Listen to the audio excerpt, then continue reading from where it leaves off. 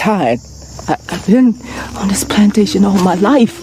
I've been enslaved all my life. I'm tired of being pushed and pulled. I'm tired of the master doing his bidding. I want to leave.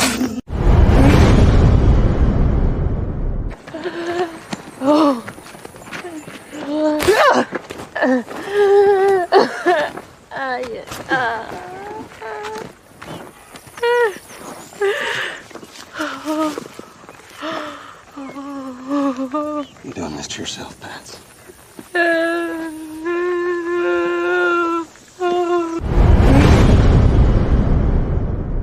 You know why we're not afraid? What? Oh. He's great and terrible. Turbo's destruction. Y'all think it come back in all peace? You got another thing coming. So we out here fighting for our brother. We ain't marching saying, yes, we can. No justice, no peace. Yo! Let's fight for your sons and your daughters. I'm not wrapped too tight. Got 400 years on my back. I'm angry dog. I'm black like that. Won't contact with you whites. And all the niggas I stand here with, they share my same sentiment. I'm fucked up tonight.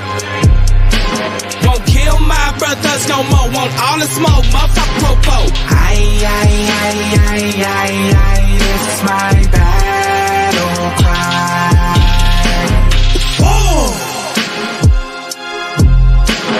Isaiah 14:21, that ancient version of that gun that fall.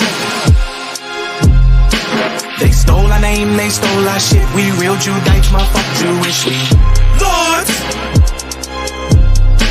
Generals, arm your soldiers. We fight tonight like we supposed to. They inherited lies. I'm referring to all whites. I'm referring to riches, white privilege given through genocide. And they gotta pay for that. God say Jacob gon' take it back. I cry aloud, I spare not. This good bread, my sharecrop. This lily grew through concrete. We march the on drum beat. We the chosen. No inclination to kick it with y'all. Raise Babylon to the ground, then watch it fall. Obadiah said you'll be wiped up for theft. These are just words, worry about what come next. It's for Negroes, Latinos, we better than all, not equal. My natives no red dot that feather. Me primo be smooth like that leather. Until it's time to bring the war dogs out, put the headdress on. War paint and I'm not wrapped too tight. Got 400 years on my back. I'm angry dog, I'm black like that. Won't contact with you whites. And all the niggas I stand here with, they share my same sentiment. I'm fucked up tonight. Won't kill my brothers no more. Want all the smoke, motherfucker popo. This is my battle cry. I got the spirit of grandfathers past. Front porch sitters, Nat Turner dangerous. A real life illustration of angry and that painting. Of Malcolm staring out the window with patience. One hand on the curtain, right hand on the AK spits. 47 rounds, all to bring down Satan. Same way Abel was killed by Cain. This will be an introduction from the fuck shit into the fire. Probably join the list of artists who died before they retired. Most High said I'm hired. Sire will never spit a line aimed at my kind, less meant to uplift. Toughness will be redefined in my rhymes. A squad of men with the spirit of God, with an affinity to point their weapons not at the brethren but at the enemy. Khaki colored kids, baptized in the flames of combat fashioned. In the trap we escaped, our fate was to be great and noble. Moses reincarnate, so be hopeful and know I bring word from A and O to Pharaoh and white folk, let my people go, cause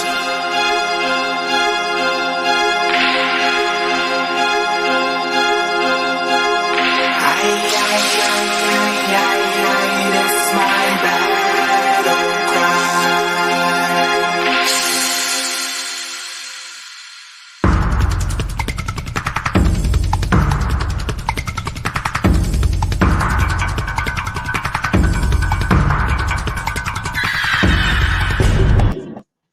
All right, Shalom Israel, Most High bless. Thank y'all for tuning in to F.O.P.E Israelite School. I'm your host, Sham, and my lovely sister, Queen Naphtali, Africa Diaspora, United in Christ. That's right. Yeah. Okay, It's a tongue twister. It's pretty long, but yeah. But anyway, our beautiful sister once again, always over here bringing out some fire. So she got a nice show for y'all today. Beautiful presentation, and y'all sit back, relax, and enjoy the second show, the second live stream of today. So, Sister Naphtali, the platform is yours. I'll be here if you need to share. Thank you. Just let me know. All right. Thank you, Sharsham. No problem. All right. Shalom, family. Shalom. What's going on tonight, guys, on this Tuesday? I am your girl, Naphtali. How are you guys doing? So, guys, before I begin, I just want to give a little feedback as to what I will be talking about tonight. I thank my brothers at F.O.P.E for allowing me to come onto their platform. Shout out to my moderators out there, all of you guys, Star, Lima, King Judah. You know, thank you guys for holding it down. No, I'm coming up. I'm sorry. Oh, you're okay, Sir Sham. We live. That's what happens when you live. I forgot to mute my mic. My bad. We're live. Sometimes I'll be talking, my mouth be muted. It's just what happens. But like I was saying, guys, excuse me.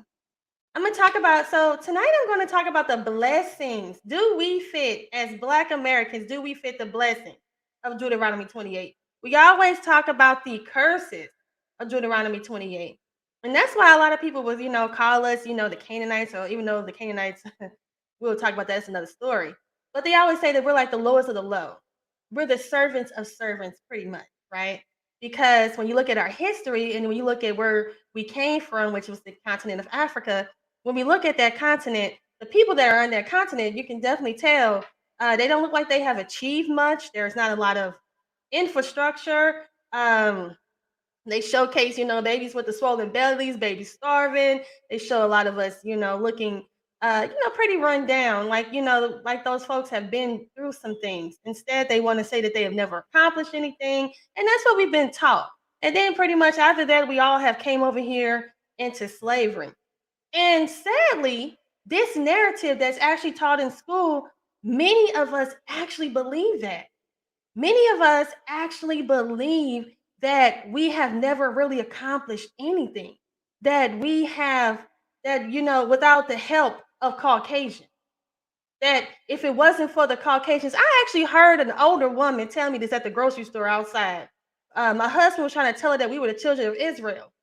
And she was like, no, she was like, no, I'm happy. The best thing that ever happened to Black folks was slavery. She actually believed the best thing that ever happened to Black people was from slavery, because if it wasn't for the so-called white man, we would be in Africa playing in dirt. Sis, you need to share your screen because I got to step away for a few. Oh, okay. Let me go ahead and share my screen. Yeah. Just let me know now. Yeah, because I'm gonna be gone for a little bit. I'm sorry, Shorshan. Let me go ahead. No, you're fine. I just wanted to make sure because I ain't want to be away and then you be calling me. I did it. I shared it. Thank you. Okay. You can blow me up by myself. Okay. Thank you. All right. So, guys, like I was saying, so like I was saying about how our people think, right? And like I said, with the older lady, and so this knowledge, this actual this behavior that we have, the psychology, as I should say, is actually found in a lot of our people. And one in particular is Pastor Manning. A lot of us have heard of that pastor. So I got a nice video. I'm going to showcase. This is some satire. It's just to make us laugh. I'm going to showcase Pastor Manning because I promise you guys, I feel like Garfield was sitting in the church that day when he was talking. He was in the pews that day. So let me show these videos. It's not very long. I'm just going to showcase some videos of how the mindset of a lot of our people, landing back on what what the elders and the brothers had brought out earlier. Just a second ago in the video, they were talking about how our mindsets, how a lot of our psychology is, and how we love other people, and how we put down so willingly ready to put down ourselves. And one thing that Garfield said was that we were identity thieves. First of all, how are we identity thieves when we're the ones that our identities was the ones that was taken away? That's the first thing that needs to be said, because if no one else is in history has their identity been taken. Now there is something called cultural suppression. That's what happened with the Native Americans. Let's get that straight. The Native Americans were culturally suppressed, meaning that they had to suppress their own culture and uphold another culture. But when they were on the reservations, they still were able to speak in their language. They still were able to have their powwows, but they were forced to go to other people's school, but they still have their heritage intact. So let me go ahead and get this video together. Like I was saying, a lot of our heritage was taken away. So this is the video that we put together, and I'm going to get ready to play it for you guys. Okay, cool. So I'm getting ready to play this video. And again, this is just to have some fun. And let's start.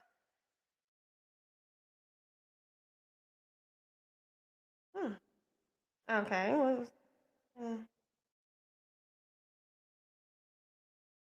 I played it. I was playing it just fine. It's, stuff just has to act up as soon as you go live. That is crazy. I've been playing this video all. Maybe I had it paused too long. Okay.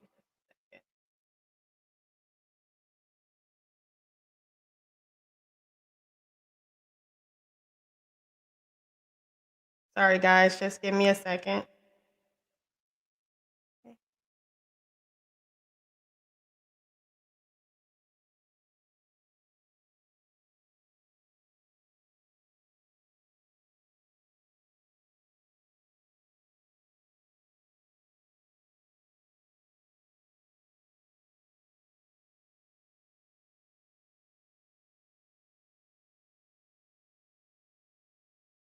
I promise you, it's like, this is so, why am I having a hard time with this video?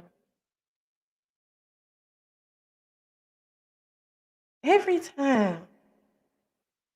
It just was playing. Just 1 second. Sham probably done walked away.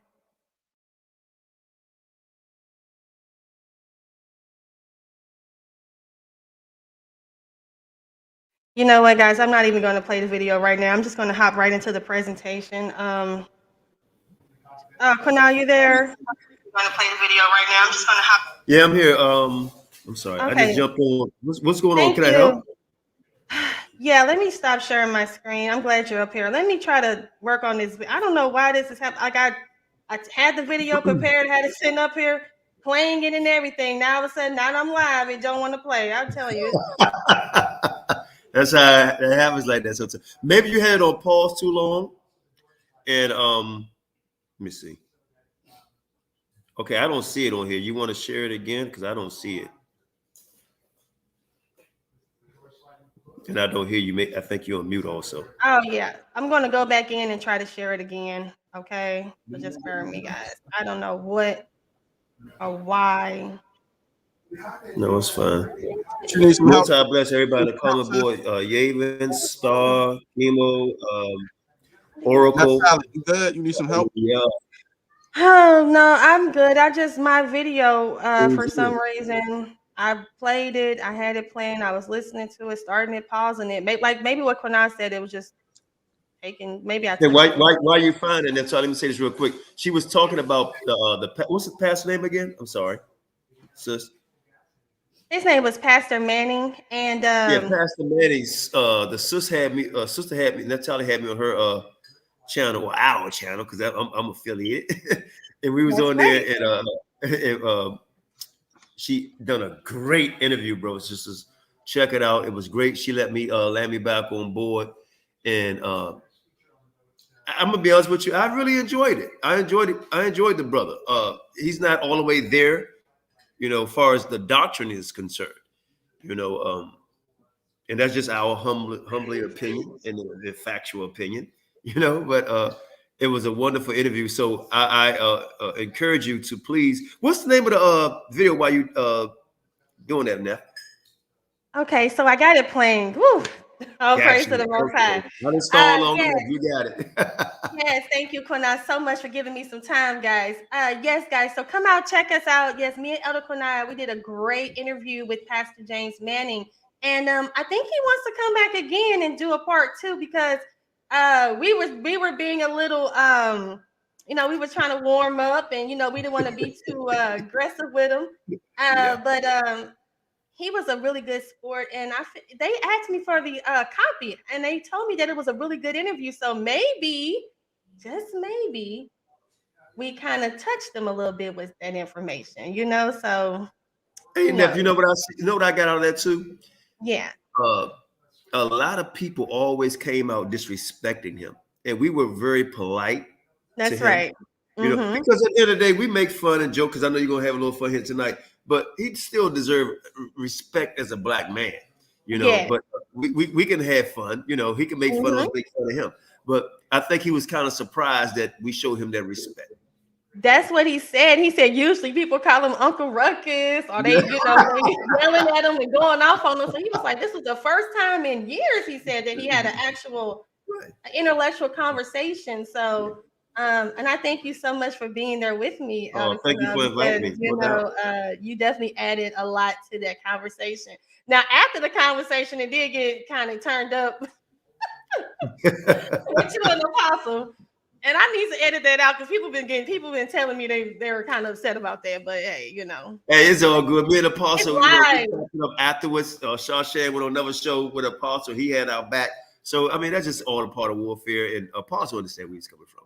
It's all good. It's all loving, it's all loving games over here. You guys had to get that out, y'all system, love and war. And after you get that out your system, then you be like, all right, come over here and give me a hug. And that's how we're supposed to be with each other. We're not supposed to hold no damn hug, though. No, you can shake my hand. Don't hug me.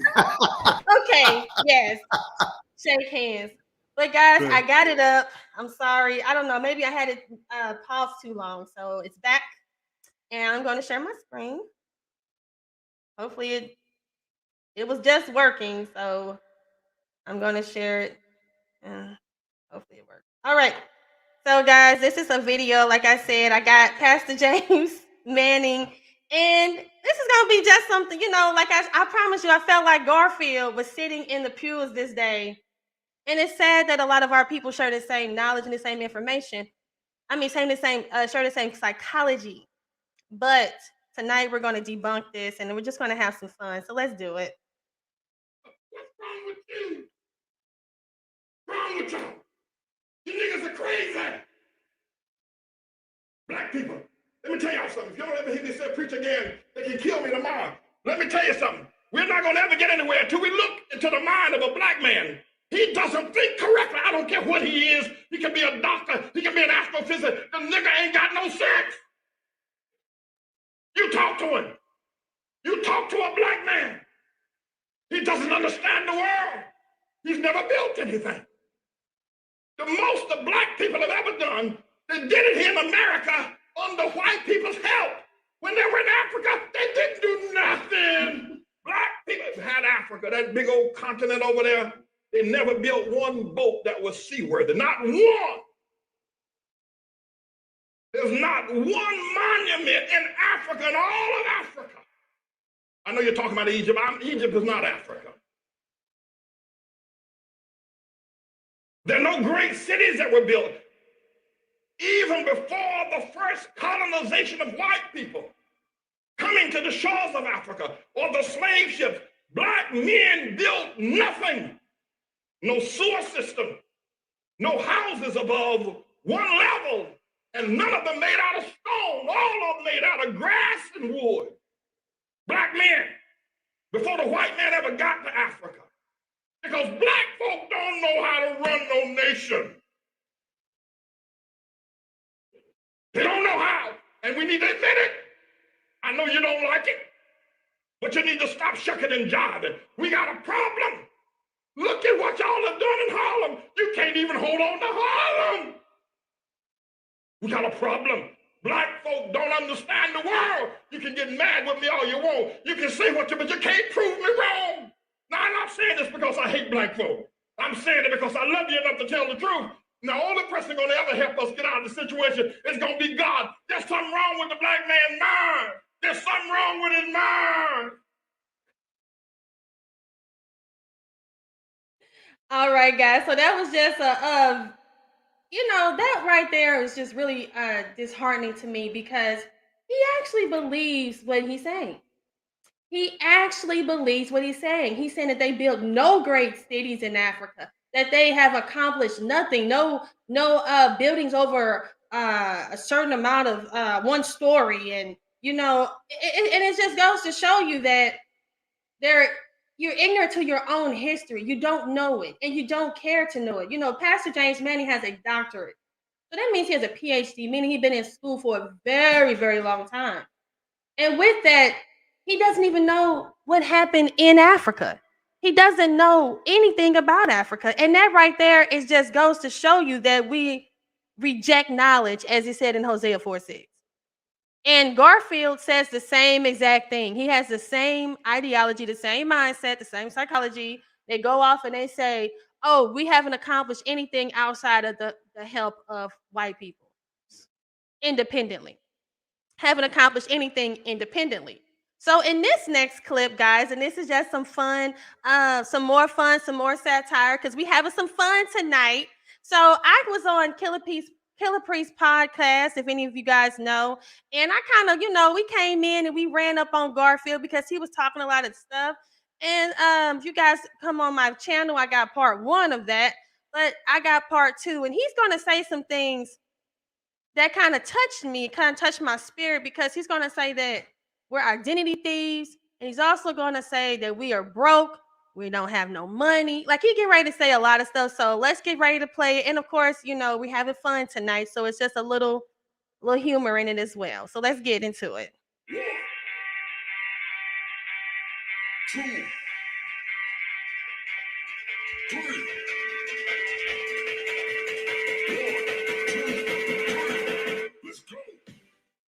We're going to give you 10 more minutes on your bill. Why is that? Why is that? I need to hear that. Okay. Yeah, well, see, you done brought the car. You see, y'all gotta admit, you know what though? I gotta finish my presentation before she talks. That's what's gonna happen. Because I gotta get the stuff that she talked about. I gotta give you 10 more minutes and that's it. Let her go. You can't give me 10 more minutes. How you gonna give me 10 more minutes? Easy, we just gonna give you 10 more minutes. Yeah, I don't care. It's my show. I'm not gonna let nobody overtake me on my show. It's my show. I'm getting muted. How am I getting muted? It's my show. Bro, this is my fucking show. What the fuck am I worrying about people cutting me off for? No. Yo, do me a favor. Can you kick them off and bring them when I'm done? Let's bring them on back when I'm done. Let me just do what I'm doing and bring them back on. I don't need no distraction. Let me just finish what I'm doing and bring them back on. I don't care. All right, so there's nothing. These dudes are identity thieves. We're ready for that. We're ready. All right, so centuries. All despite multiple conquests and political upheaval, war, and plagues. They were distinguished from their Iraqi brethren by their old Arabic dialect called Judeo-Arabic, which is replete with biblical Hebrew, biblical references, and words from Persian, Turkish, and Aramaic. They were set apart by their dress. Let me say that again. They were set apart. And I just want to pause for a second. He really is laughing at what Garfield is saying. So we didn't edit this. He really is laughing at what Garfield is saying, because it is hilarious, because this the way this man minds is, I'm just telling you, it's very funny. And so I'm gonna continue on with the clip, but I just want to give a little bit more as to what was going on. So Garfield kept saying it was his show because, you know, of course, I came on, and he was like, he wanted me out of the show, but he kept saying it's his show, and they kept telling him, nah, we want Naphtali to talk, because they knew everything that he was saying was some nonsense. But let's just keep going. By their dress, their observation of Shabbat, holy days, and kashrut, their unique cuisine and among. Let me talk about the lemon. Let me talk about the lemon. Yo, my mouth is reckless tonight. Reckless. Oh, it's gunshy. 28, and why I bring up the Marash archive. Deuteronomy 28, verses 12. The Lord shall open unto thee his good treasure, the heaven to give the rain unto thy land in season, and to bless all the work of thine hand. And thou shalt lend unto many nations, and thou shalt not borrow. Now watch this. When has any black person ever lent any money to any nation in the history right now? Which one of these so-called identity thieves and Israelites have ever lent any money to nations? But guess who did? The Jews who were in Babylon used to lend Persia money, and used to lend Nebuchadnezzar money. They lent all the nations around them money. This is referring to them and what they accomplished. And this is a blessing in Deuteronomy 28. If you notice, when they talk about Deuteronomy 28, they always talk about the curse. This happened. Deuteronomy 28, this is me. But they never talk about blessing. So for 2,500 years, your ass has been sitting down waiting for a blessing and didn't get one. But I could point out to Babylonian Jews who stayed here for over 2,500 years, who got blessing and took over the banking industry. And even today, the ones who we don't like, the Ashkenazi Jews and the Rothschilds who are Jews, are the ones who are lending money with the IMF and lending money to all the nations. Where have you ever lent? These dudes are broke. They have nothing to do with this book. They are identity thieves. They want to be somebody. And without this claim of being somebody, they're going to die trying to be somebody. Let me finish up.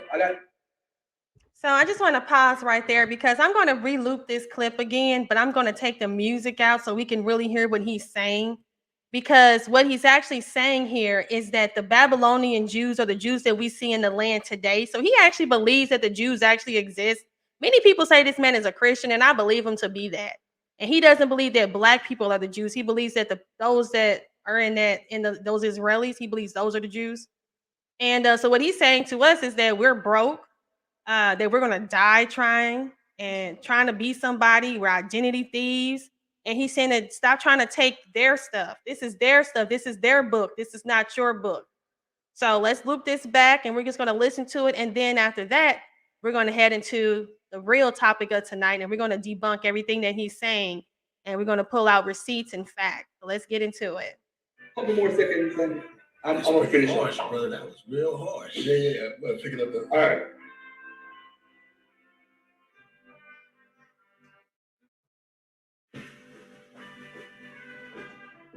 Let me talk about the level. Yo, my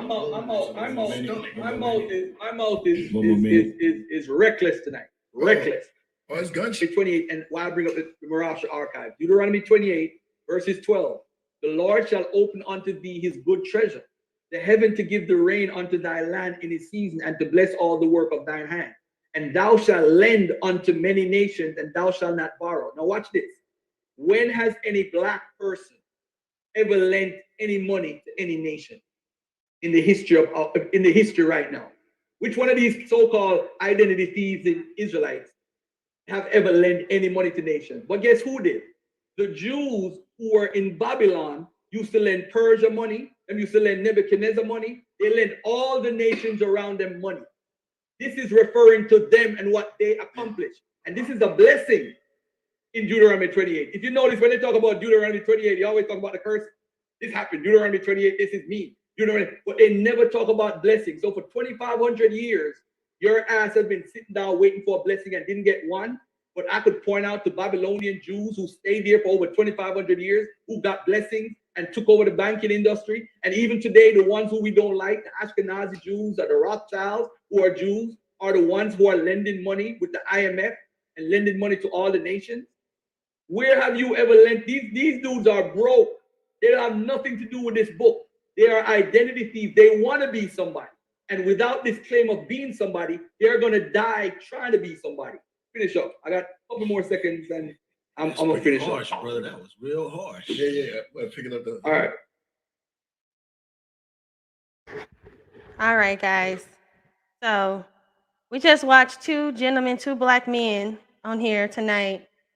And there are sisters out here that speak this same language as well.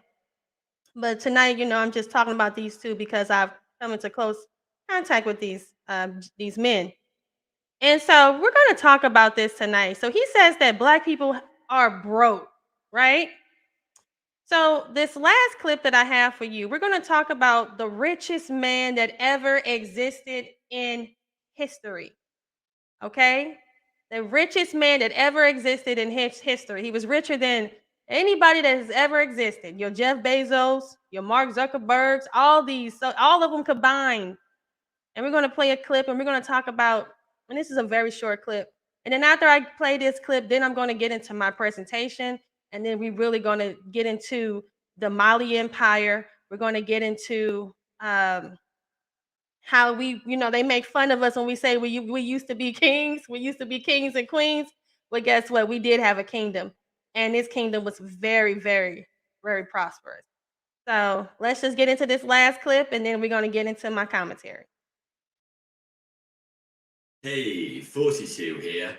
According to Forbes, last time they published their rich list, Amazon owner Jeff Bezos was the richest man in the world, with a fortune estimated at around $177 billion.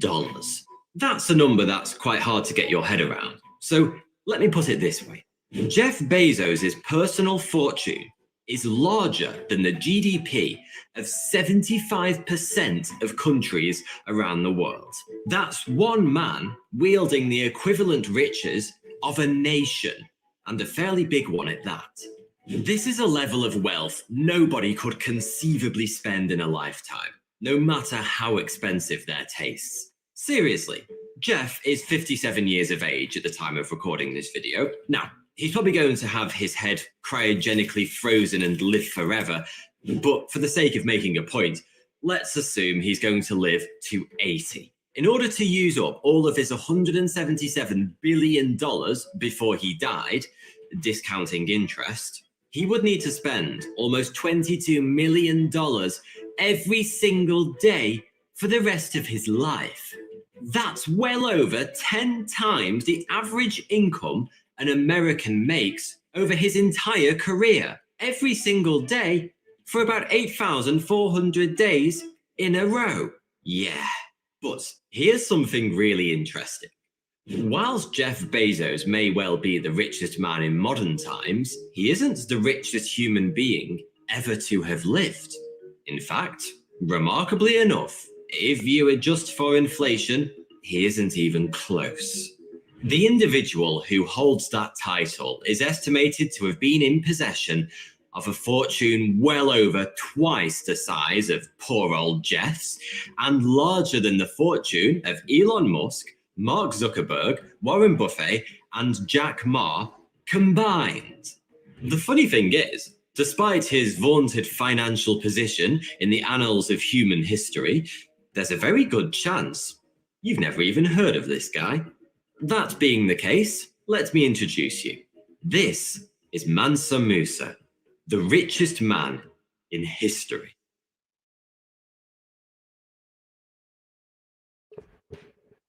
All right, guys, so that concludes the videos that we have for tonight. And like I said, I'm going to get into my presentation. So yeah, so guys, we saw that, and they were talking, he was speaking on Mansa Musa. Okay. So who was Mansa Musa? He was the richest man that ever existed, that ever lived. Was a black African man, yes, that came out of Africa. All right. I know it's hard to believe. I know a lot of us weren't taught this in school, but you know, and all that. And the one thing that kills me is that they want to say that he was the richest man that ever existed, but he also had the richest kingdom that ever existed as well. I know a lot of people are gonna be like, "What? Hold on now. You got Rome, you got Babylon, you got all of this." Yeah, that's true. But I'm gonna get into why I believe that. And if you feel differently at the end of this video, I ask you to come on and let's talk about it. So here we go. This is the beginning of my presentation. It says, do we fit the blessings of Deuteronomy 28 through 68, and are we identity thieves? So I start here. It says, ignorance of our own history. We study everyone else's history, but we reject our own history. And like I said, that goes into Hosea 4:6. My people are destroyed for a lack of knowledge because thou hast rejected knowledge. We rejected this knowledge, meaning that we don't even want to go into this knowledge. A lot of us have a disdain for Africa. A lot of our Hebrew brothers out here turn their noses up at Africa. But like I said, that's why I named my channel African Diaspora United in Christ, because the African diaspora are the ones that are the true Jews. Now let's keep moving. So right here is a map of Africa, and these are all the African kingdoms, the African empires. I know, like, it's tons of empires. You're like, hold on now, how does Africa have all these empires when I never even heard of it? From what I've read or what I've seen, Africa was just what Trump called it, a shithole country. Excuse my language. He called Africa a country at that, as a continent, but he called it a country. And the only thing you see African people doing is playing in the dirt, or they need help, or they, always needing some form of help or some form of rescue. But we know that comes from the curses of Deuteronomy 28. But let's continue on about these blessings. So here in this point of time, as you see, 14th century, 6th to 13th century, these were all kingdoms all throughout Africa, and they were wealthy kingdoms, okay? Because remember, Africa is a land that was rich in minerals, rich in all types of uh, gold, silver, platinum, diamonds, rubber, all types of resources, oil, everything is in Africa. And guess what? These empires here took advantage of that. They knew how to mine the gold. They knew how to mine the salt. They knew how to do that. They knew how to trade. They established the sub-Saharan trade, okay? The sub-Saharan trade. They were trading amongst each other, building wealth, acquiring wealth without the need of the Caucasians. They came later on and they wanted to trade with us. They wanted what we had to offer, but guess what? They had to pay for that. All right, so let's keep moving. So we're going to talk about specifically tonight the Mali Empire. There are many, like I said, we saw all those empires in Africa, but we're going to focus on the Mali Empire. And I'm going to tell you why I'm going to why I specifically chose them. Not only because Mansa Musa was the richest man that ever existed, but there's also another reason. So here we have the Mali Empire was a sophisticated polity with well-organized military. You heard that? They had an organized military and administrative systems and a great assembly of clan leaders and delegates to advise the emperor in its governance. Now, right here, it says, while Europeans would soon begin to depict Africa as backwards, wild, and disorganized in need of supervising colonial hand, the evidence is that as European contact with Africa began in the 15th century, the difference between Africa and Europe in the terms of governance and technology was minimal. So right here, and I got this from an article, but it says the difference between Africa and Europe in terms of governance and technology was minimum. So Africa and Europe, there was no difference at one point in time. The only exception was the Europeans had guns and gunpowder. Other than that, Africa was on the same level as Europe and even greater, okay? It says the Mali Empire can be regarded as a constitutional monarchy from before this political system had developed in the European space, okay? So this letting us know the Mali Empire was one and the same as what we would consider Europe, but actually better. So right here is remember they said that there is no buildings in Africa. Now this right here is actually a building that still stands in Africa, and we're going to talk about that in a second. But this is showcasing some of what the Mali Empire consisted of. So right here is pretty much where the Mali Empire took place, right here. And this is why I'm focusing on it, because this is where we came from. This is where they say that the West Africa, that's where so-called black people came from on the sub-Saharan slave trade. The transatlantic slave trade right here. And this is where the Mali Empire was. And if we blow it up a little bit more, these are a lot of the countries that were a part of the Mali Empire. So there is something called, I'm going to talk about the Jews in the Mali Empire. It's called the Bilad el Sudan. Okay, so he was a Jew. Okay, Mansa Musa was a Jew. I know people want to say that he was a Moor just mean black, the black of Moors and things of that nature. But right here we have, and this is from Wikipedia, you guys can definitely research, it's called the Bilad el Sudan. And it says the historical presence of Jewish communities in Africa is well attested, meaning there's a lot of information. Today, the descendants of these Jews live in nations such as, here we are, Sierra Leone, Liberia, Senegal, Ghana, Nigeria. And that's why we hear, a lot of us, we hear about the Igbos, we hear about the Ashantis, we hear about the Obu Gad, we hear about why the and Judah and all Benin Ephraim, all these places that we hear about, and they were called Balad El Sudan. This is real, okay? This is real scholarship that I'm bringing out. And it says in many other areas, according to the 17th century, Tariq al-Fatash and the Tariq al-Sudan, several Jewish communities existed as part of the Ghana, Mali, and later Songhai empires. One such community was formed by a group of Egyptian Jews who allegedly traveled by way of the Sahel corridor. Now we know a lot of the Israelites did not leave Egypt. A remnant of them stayed behind. So this is not.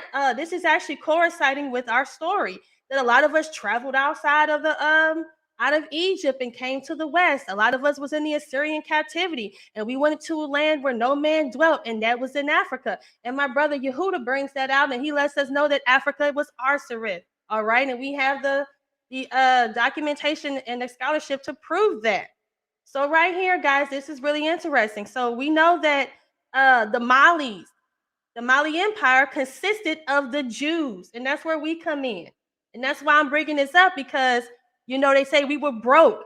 No, our ancestors were in Liberia, Senegal, Ghana, Nigeria, the Gambia, all different types of locations. That's where we come from. And that's why we see them now waking back up and saying, hey, I remember being a Jew. I remember being an Israelite. We lost our way. And how they lost their way is that they converted over to Islam. But let's just keep going. So a lot of us are familiar with this map. This is not a really good image. It's kind of blurry. But, I wish I would have gotten a better one. Forgive me. But, we all see this map. And it also points to where the Jews are, right up in here. It lets us know that the Jews were in this area. And again, this area here is the Mali Empire. Okay. And so this was Israelite migrations into Africa, and also the transatlantic slave trade. So when you look here, they have us here in where Israel is. And like I said, a lot of us came through Egypt and they went into West Africa, and a lot of us went down into South Africa. And I'm not even bringing up South Africa today. I'm not talking about that, but South Africa had a lot of great empires as well. The Manatapa Kingdom, Great Zimbabwe, they were doing their thing there. We also know about the Ethiopians, the Kebra Nagas with the Solomonic dynasty. So we have a lot of Jews residing within the land of in the continent of Africa. So let's talk about the blessings. So the first part of the blessings of Deuteronomy 28, 1 through 5. I'm going to talk about 1 through 5. And it says the Mali Empire flourished because of trade above all else. It contains 3 immense gold mines. So the Mali Empire, they had 3 immense gold mines within its borders, unlike the Ghana Empire. So the Ghana Empire, that's where the name Ghana came from, because it was actually an empire called the Ghana Empire. And then when they got colonized, they renamed themselves the Ghana Empire. They renamed themselves Ghana. And so they was letting us know that Ghana had gold mines as well. That's why it's called the Gold Coast or the Ivory Coast. This is where a lot of the riches, in these gold mines were located. And it says that so they're letting us know that they had gold mines within its borders, unlike Ghana Empire, which was only a transit point for gold. The empire taxed every ounce of gold or salt that entered in its borders. So right here is letting you know that the Mali Empire flourished above all types of trade, above any different nation, because they actually put taxes on every ounce of gold or salt that entered its border. So they were taxing things. They were making money. All right. So that's why when I say that this empire, not only was Mansa Musa rich, but this empire was rich, okay? Because they was making so much money. It says by the beginning of the 14th century, Mali was the source of almost half of the old world's gold. So the Mali Empire was blessed so much that they had and then it depends on where you read, because a lot of the times it says they had pretty much all the world's gold. Old world gold came from those 3 gold mines. They said that those gold mines were so plentiful that the Mali Empire was the land of gold. Okay, it had so much gold. It says there was no standard currency throughout the realm, but several forms were prominent by the region. It said it was documented that the Mali Empire's gold was so important all over the world. In the later medieval period, West Africa had been producing almost 2/3 of the world's supply of gold. Mali also supplied other trade items such as ivory, salt, ostrich feathers, cola nuts, and hides.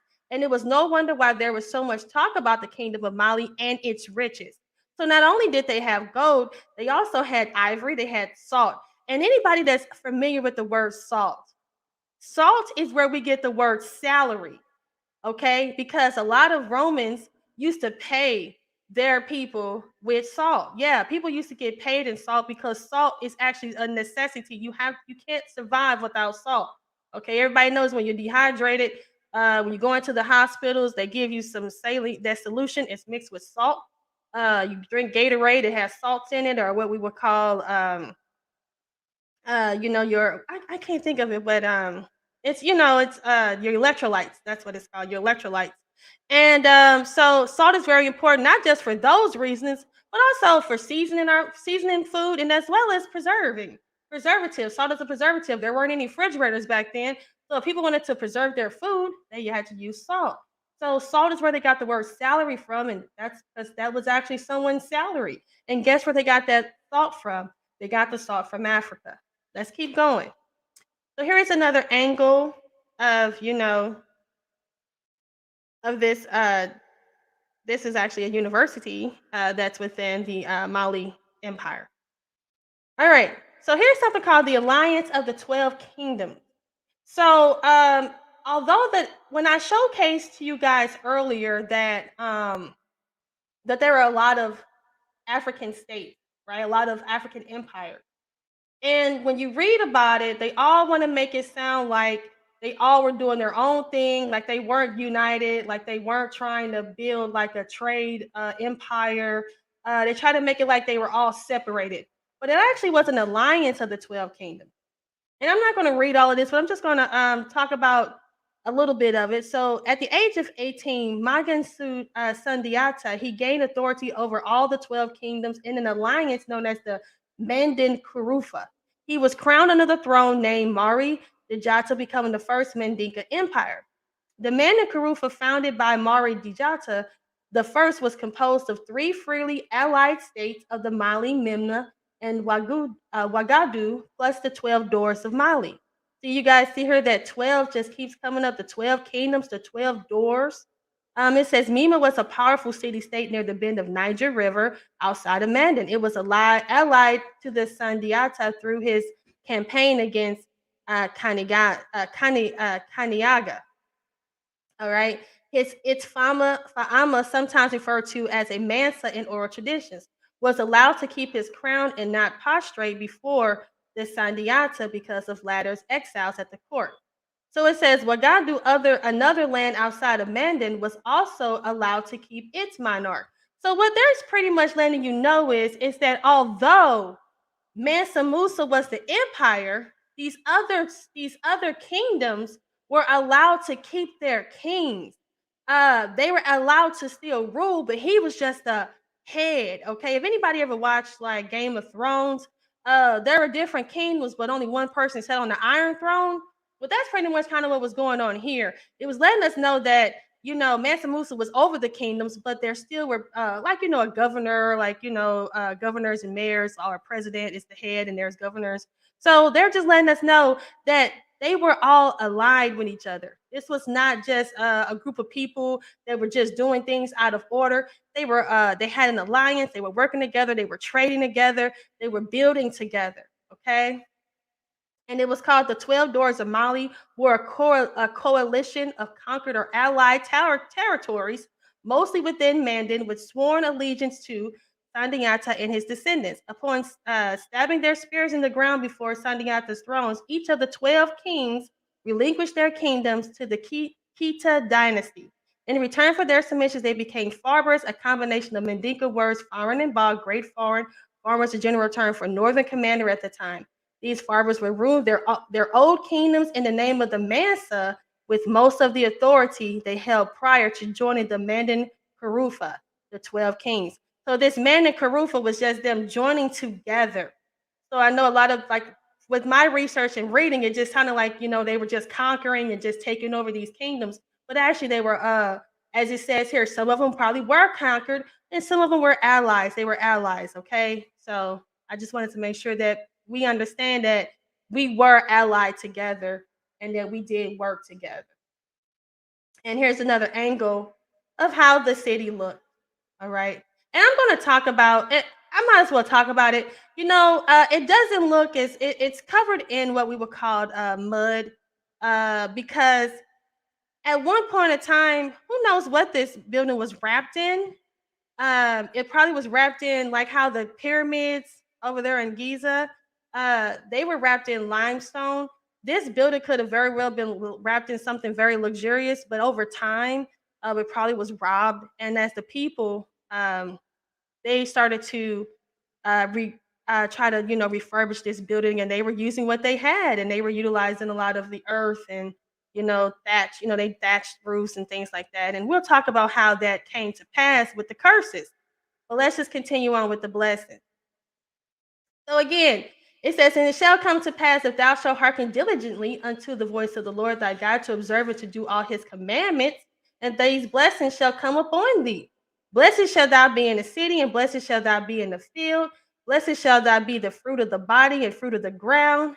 Blessed shall thou be the basket and thy store. Blessed shall thou be when thou comest in, and blessed when thou shalt be when thou goest out. So these are some of the blessings. So right here, we're going to talk about the Dark Ages and why it was called the Dark Ages. So the Dark Ages is when Black people ruled. We know Black people were all up in Europe, and we know that they were all in Africa. So it says, during the mid-1300s, Europe had become cash-strapped and impoverished, with civil wars breaking out frequently. But the continent of Africa was flourishing, and Mansa Musa left no stone unturned to expand the boundaries of his kingdom. Before Mansa Musa came into power, the realm of Mali was already rich in gold supplies. So let's make sure we make a note of that. It says the realm of Mali was already rich. So Mansa Musa came into a kingdom that was already rich. So they were already rich. So it has nothing to do with Mansa Musa and him being a wealthy man himself. The thing is that Mali was already a rich and flourishing country. Empire. And when he took over in 1312, he became even more powerful and began to conquer neighboring territories on the west of African continent. And as you see, they said he began to conquer, but he also made alliances. Okay, they want to try to make it sound like he was just making war. His kingdom spread a little over than 3,000 kilometers and stretched all the way to the coast of the Atlantic Ocean. He seized control as of many as 24 African regions, which include modern-day countries as Mauritania, Niger, Chad, Republic, Senegal, Gambia, Burkina Faso, Nigeria, and parts of Guinea-Bissau. Now, if you guys, I've been to the country Gambia. I was just there last year. And when you go to those countries and when you see how it looks, you would never think that it was like this flourishing empire, because it has gone through a huge decline. But like I said, once we get into the curses, we will understand what happened. But Gambia is a beautiful country, and as the curses come off, it will become back to where it's supposed to be. All right, so let's keep talking about the Dark Ages. So there was plenty of natural resources in the kingdom, and commodities like salt, gold were in high demand worldwide during those days. So remember, salt and gold were needed worldwide. So guess what? They weren't just traded amongst themselves.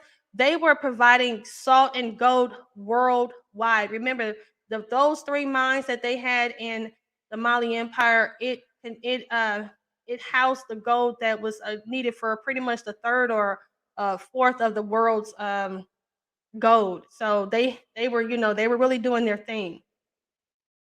It says Mali alone accounted for almost half of the world's gold. As you see, Mali accounted for half of the world's gold. So my thing is that if this isn't the richest empire, then what is? Okay, they're trying to play mind games with us, but We're not going to let them tonight. All right. So here we go. Deuteronomy 28:6. Blessed shall thou be when thou comest in, and blessed shall thou be when thou goest out. So this is from the Wikipedia, and it says Musa made his pilgrimage between 1324 and 1325, spanning 2,700 miles. His procession reportedly included 60,000 men. Now, when we says blessed when shall thou be when you comest in and when you goest out, I utilized his pilgrimage. So Mansa Musa did a pilgrimage to Mecca because he had converted over to Islam. So they all have to do this pilgrimage. Now, when Mansa Musa went on his pilgrimage, he had to do it big. Okay, he didn't do it small. So he had 60,000 men, all wearing brocade and Persian silk, including 12,000 slaves. His slaves, okay, as they say, I would say servants, but they called them slaves. His slaves had on silk, guys, okay? They said who each carried 1.8 kilograms or 4 pounds of gold bars, and heralds' dressed in silk, who bore gold staffs, organized horses, handled bags. Musa provided all necessities for the procession, feeding the entire company of men and animals. So remember the blessings and the curses? I mean, the blessing said that he would have fruits and animals and all of that. Well, as you see, he was his empire was so great that these 60,000 men and women were draped up in brocade and Persian silk, and they had pounds of bars of gold, and they were, and they had all the types of animals and everything that they needed. All right. And it says those animals included 80 camels, which each carried 300 pounds of gold dust. Mansa gave the gold to the poor he met along his route. Okay, so everybody who knows about Mansa Musa, he was giving away so Garfield was talking about, they was lending Persia money, they was lending money. Mansa Musa was giving away gold dust to the poor. And then those of us that have read about Mansa Musa, when he made it to Mecca, what did he do when he got to Egypt? He messed up the economy. Gold failed. The value of gold had failed because he gave so much gold away. See, he gave away gold. He gave so much gold away that it tanked the economy because gold wasn't valuable anymore, because guess what? It wasn't precious. Everybody had it. So what did he have to do? He had to buy all that gold back, and he did that. And meanwhile, while he was in Mecca, he bought each one of his people, these 60,000 men and women, he bought them homes to live in so that they would be comfortable. All right. So right here it says Musa gave gold to the poor he met along his route. Musa not only gave to the cities he passed on the way to Mecca, including Cairo and Medina, but also traded gold for souvenirs. It was reported that he built a mosque every Friday. So this is where he was going wrong, because remember, these were Israelites. You're not supposed to have any gods before the Most High. And this man was building mosques everywhere he went. So he was just building all these mosques. So when people want to talk about, what's wrong with the black man? He wasn't building anything. He's never built anything. Well, he was building mosques. He was building all types of stuff. The thing is that it's just been destroyed. And some of these mosques still stand this very day. But he was building, and this is coming from Wikipedia. This isn't coming from a pro-black source or anything. This is from them. All right, so again, it says Deuteronomy 28:9, the Lord shall establish thee an holy people unto himself, as he sworn unto thee. It shall keep the commandments of the Lord thy God and walk in his ways. This was Deuteronomy 28:9. So it says that you are supposed to keep his commandments and walk in his ways, and he shall establish thee as a holy people. Well, remember, I brought this out before, Jews of Bel Ad El Sudan. And it's letting us know that the West African Jewish communities, which were connected to known Jewish communities, which were expelled from the Middle East, North Africa, Spain, Portugal, and migrated to West Africa. Various historical records state that at one time they were present in Ghana, Mali, Songhai empires, which was called the Bel Had as Sudan. So right here, And it says the term means land of the blacks. And as you see over here, this is where it's located, and they're talking about the Jews of Bel Ed Sudan, and those were the people, the Jews that the African Jews that we're talking about right now, this Mali Empire. So he established them. They were established. They were Jews. They had 3 immense gold mines, and this is from Wikipedia again. So we're using breaking out the scholarship. He had 3 immense gold mines. They had so much money, he was giving away gold dust. If this doesn't speak of the blessings that these people had, his slaves or whatever you want to call them, servants, were draped in silk and they carried gold staffs. All right? This is what our ancestors were doing. And this is Bel El Sudan continued, so I'm just continuing on with it. But it says here, historical presence of Jewish communities in Africa is well attested. So I read this before. Today, the descendants of the Jews live in nations such as Sierra Leone. Now, like I said, these nations were very rich, very prestigious at one point in time, but due to them violating this here, when he said, if thou shalt keep the commandments, they didn't keep the commandments. What did he do? He started building mosques. All right, and that's where it went down. Here we have Deuteronomy 28:12. The Lord shall open up unto thee his good treasure, the heaven to give the rain unto thy land in his season, and to bless all the work of thine hand. And thou shalt lend unto many nations, and thou shalt not borrow.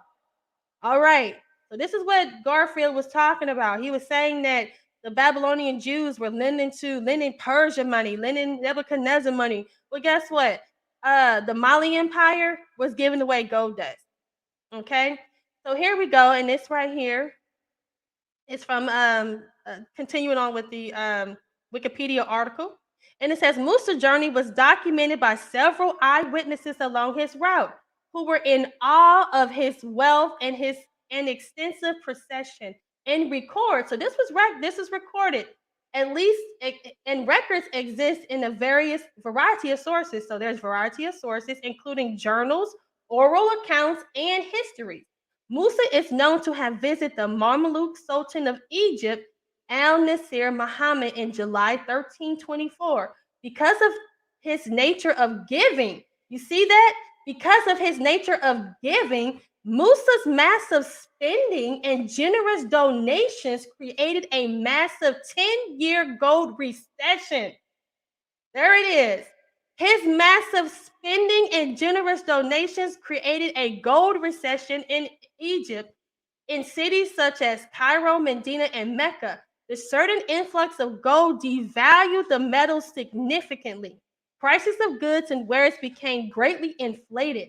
This mistake became apparent to Musa, and on his way back from Mecca, he borrowed all of the gold he could carry from moneylenders in Cairo at high rate interest. So he borrowed. So when they say that thou shalt not borrow, well, guess what? He borrowed the money at high rate, at high interest, because he wrecked their economy by giving them so much. He was such a giving man. He was such a giving. Our people have always been so giving. And that's what he did. And he was just giving. And if you think for a second that he gave so much to Egypt that he didn't give to his own empire, think again. His slaves were silk. All right. Okay, so let's just keep going. It says, this is the only time recorded in history that one man directly controlled the price of gold in the Mediterranean. Some historians believe that Hajj was less out of religious devotions than to garner international attention to flourishing state of Mali. It says Al-Umari, who visited Cairo shortly after Musa's pilgrimage to Mecca, noted that it was a lavish display of power, wealth, and unprecedented by its size and pageantry. The creation of a recession of the magnitude could not have been more purposeful. After all, Cairo was the leading gold market at the time, where people went to purchase large amounts of gold. In order to relocate these markets to Timbuktu or Gao, Musa would have first affect Cairo's gold economy. Musa made a major point of showing off his nation's wealth. See that? Musa made a major point of showing off his nation's wealth. His nation was very wealthy. His goal was to create a ripple, and he succeeded greatly in this. So much so that he landed himself and Mali on the Catalan Atlas of 1375. All right, so if you guys ever take time to read the article of Mansa Musa in Wikipedia, this is where you'll find all this information. You know, that's why I said it's not hard to look into. And I have books. I've been reading a lot of books. I don't have them with me, but I've been reading a lot of books on Mansa Musa and researching, and just not looking into Wikipedia, but also looking at articles and just all types of encyclopedias, and all of them are saying the same story, and all of them are telling the same um, saying the same thing about this nation, this very the nation of Mali, the empire. So right here, this is a joke, but it says Mansa Musa, the richest man to ever live. All right, you don't think he had gold teeth? No. So let's keep going. So this is from the National Geographic. So again, it says Mansa Musa was the ruler of the kingdom of Mali from 1312. During his reign, Mali was the richest kingdom of Africa. They say it was the richest kingdom of Africa, but I'm going to have to say it's got the richest kingdom in the world, okay? And it says Mansa Musa was among the richest individuals in the world. They give him that, but they don't want to give it to his kingdom. The ancient kingdom of Mali spread across modern day Mali, Senegal, Gambia. We talked about that earlier. It says Mansa Musa came into power around 1312 CE after the previous king, Abu Bakr II, disappeared as thief. It says Mansa Musa inherited a kingdom that was already wealthy. He said his riches came from mining significant salt gold deposits in the Mali kingdom. Elephant ivory was another major source of wealth. So these kingdoms are very wealthy. And this right here is debunking everything that Garfield was saying. This is debunking everything, unfortunately, what the pastor was saying, because again, we don't know our history. And this is just talking about the pilgrimage of Mecca. I already spoke on this. And this is just continuing on about the pilgrimage of Mecca. So after he went on his pilgrimage to Mecca, he brought back some, because he converted over to Islam. So he brought back some, people, some Arabs and things to come back with him, and he wanted them to build mosques, and he wanted them to teach and to display how to, he wanted to bring that religion into the land of Mali, which was a big no-no. Okay, we all have read from Babylon to Timbuktu. We know that Timbuktu was a city of the Jews, and he ended up building mosques there, and so he was really big on knowledge and information. So he built this university. This university actually still stands. It's called the Sankore University. And it was the greatest expansion came under the rule of King Mansa, who was the richest man. That's how it starts. It says he restructured the university with jurists, astronomers, mathematicians, scholars from around Africa, the Middle East, and Europe traveled to Timbuktu to study. So as you see, people from all around Africa, the Middle East, and Europe traveled to Timbuktu to study because of King Mansa Musa. The Sankore University had been converted into a fully staffed university with the largest collection of books in Africa since the Library of Alexandria. It says Sankore University was capable of housing 25,000 students, and at one time the largest library in the world. As you hear that, it was the largest library in the world. He was on so much on par with knowledge that he had the largest library in the world, and with roughly 1 million manuscripts. According to the website Muslim Heritage, the University of Sankore is still functioning, but with very limited resources on its ancient site. Sankore is now a shadow of its former self, and it's hoped that the UNESCO, United Nations Educational, Scientific, and Cultural Organization will help preserve its history and ancient building. And it says, and King Mansa Musa was highly educated and enlightened, and his respect for learning was well known by all. Okay, so that was just a little bit more about the university that he built, and it still stands. And these are actually some manuscripts and things that were actually found. This is actually about astronomy, and this is just some of the information that's still there. that they had written up and was sharing inside of the university. So now I'm going to just we touched on the blessings. We talked about it's kind of hard to envision all these blessings because you see so much, you don't see that today. We don't see, it sounds good. You like Naphtali? Yeah, I see it, but I don't, sis, because what happened? What happened?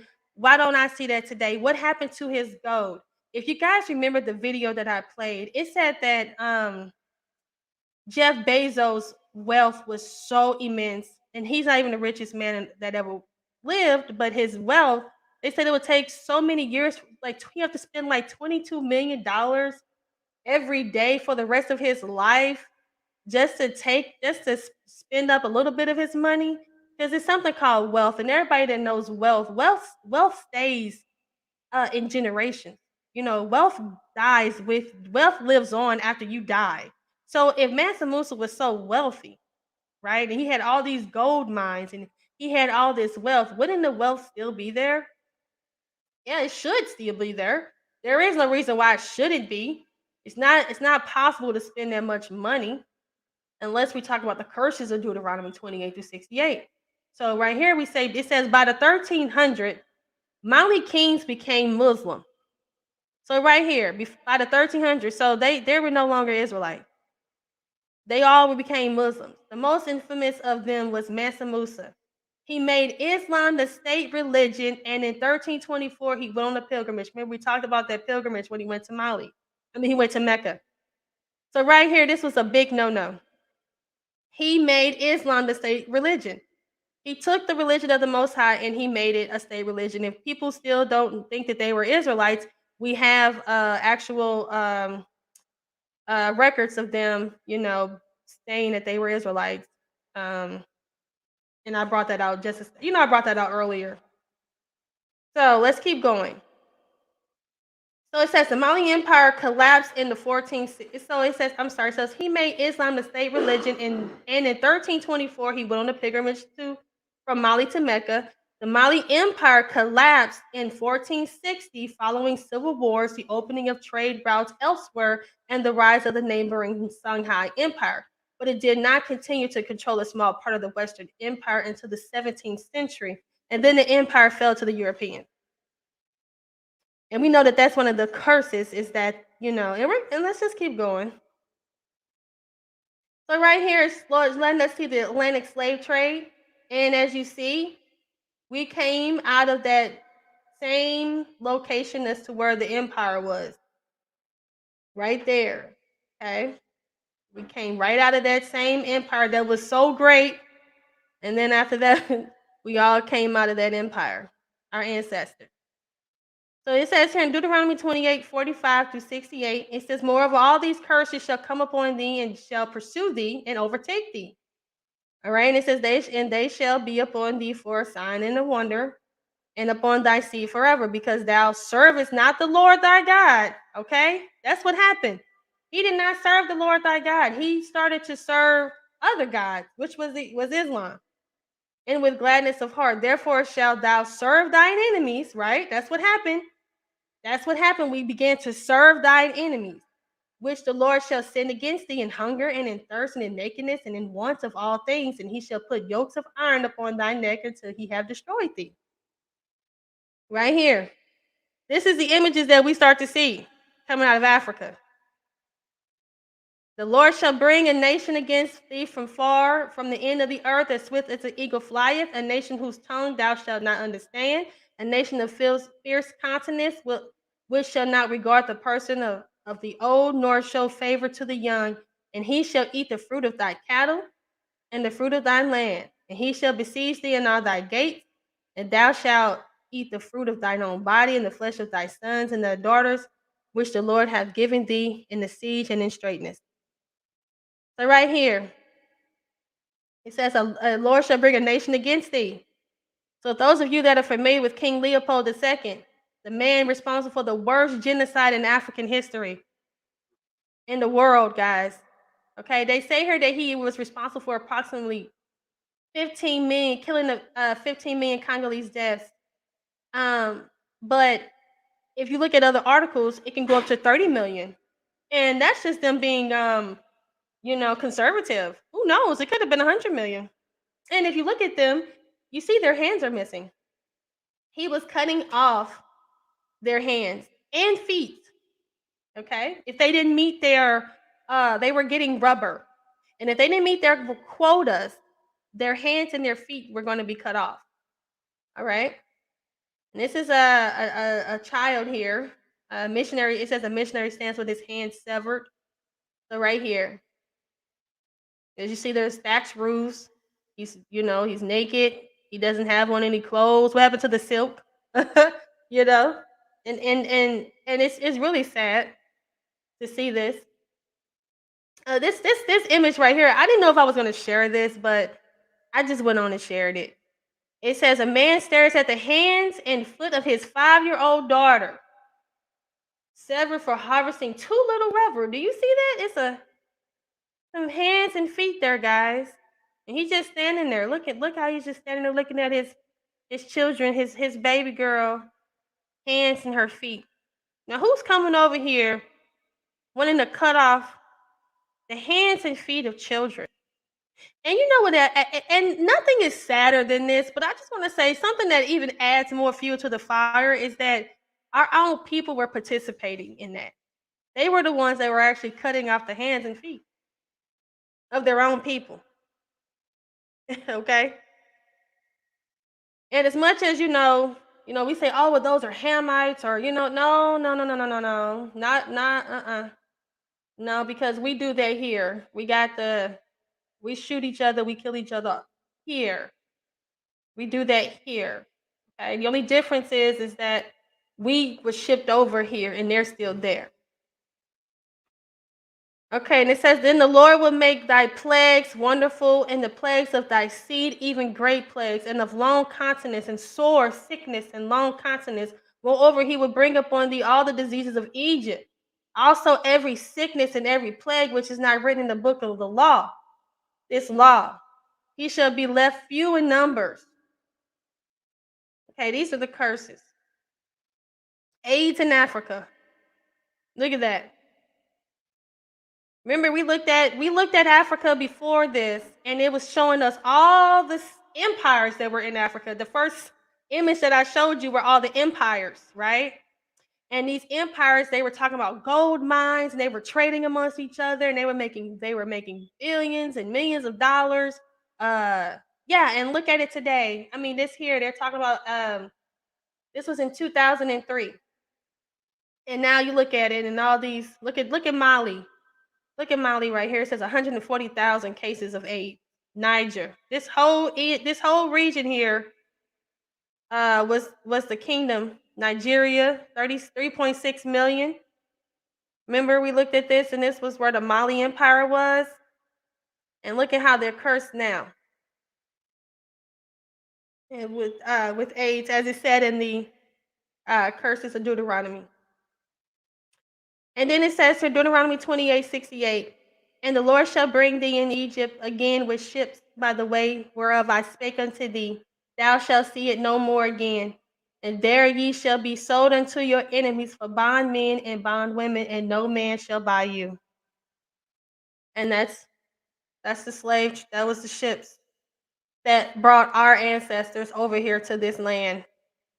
Because if we fit the curses, we also fit the blessing.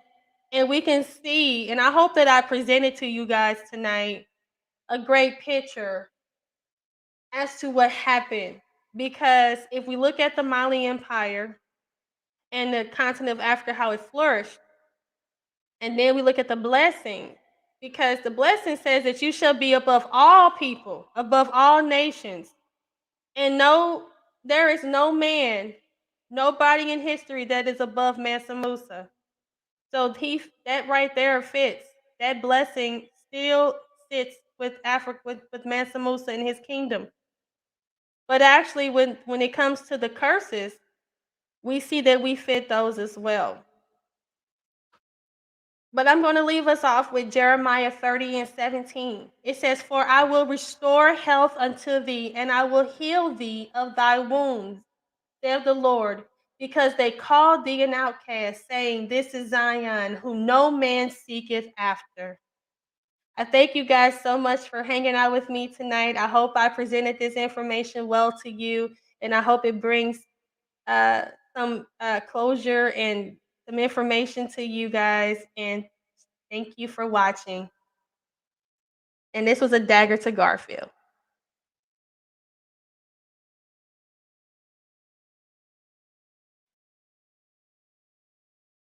All right, guys. So if anybody wants to come on, if anybody wants to say anything, I'm here.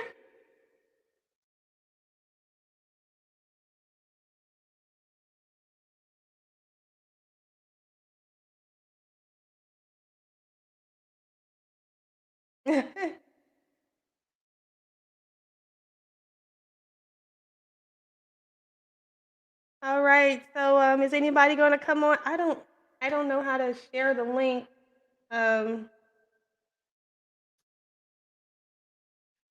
Guess. Okay. So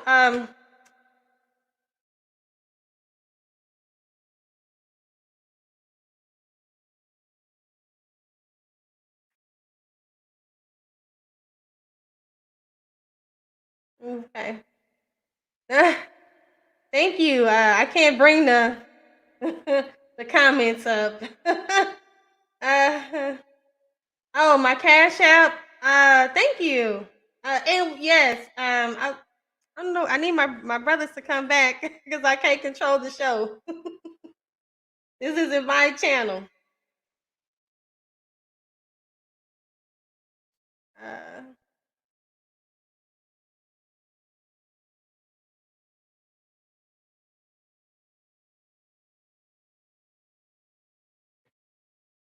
um, I can't type it. Oh, let me just I'm gonna put it in the chat. Just 1 second.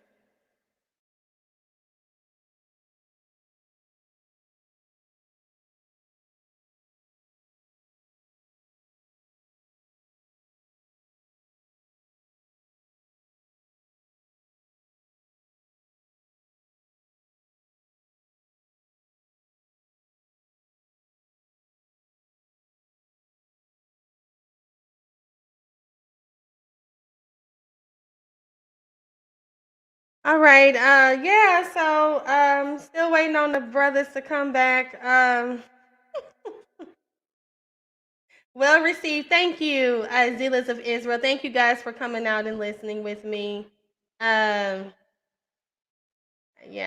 But yeah, guys, so that was just a little bit of a lesson letting us know that, we do fit the blessings as well as the curses. There is so much information I didn't even share. Like I said, it's so much out there, but I just wanted to you want to share a picture? Sure. I can't control anything. Oh, there is Qanath.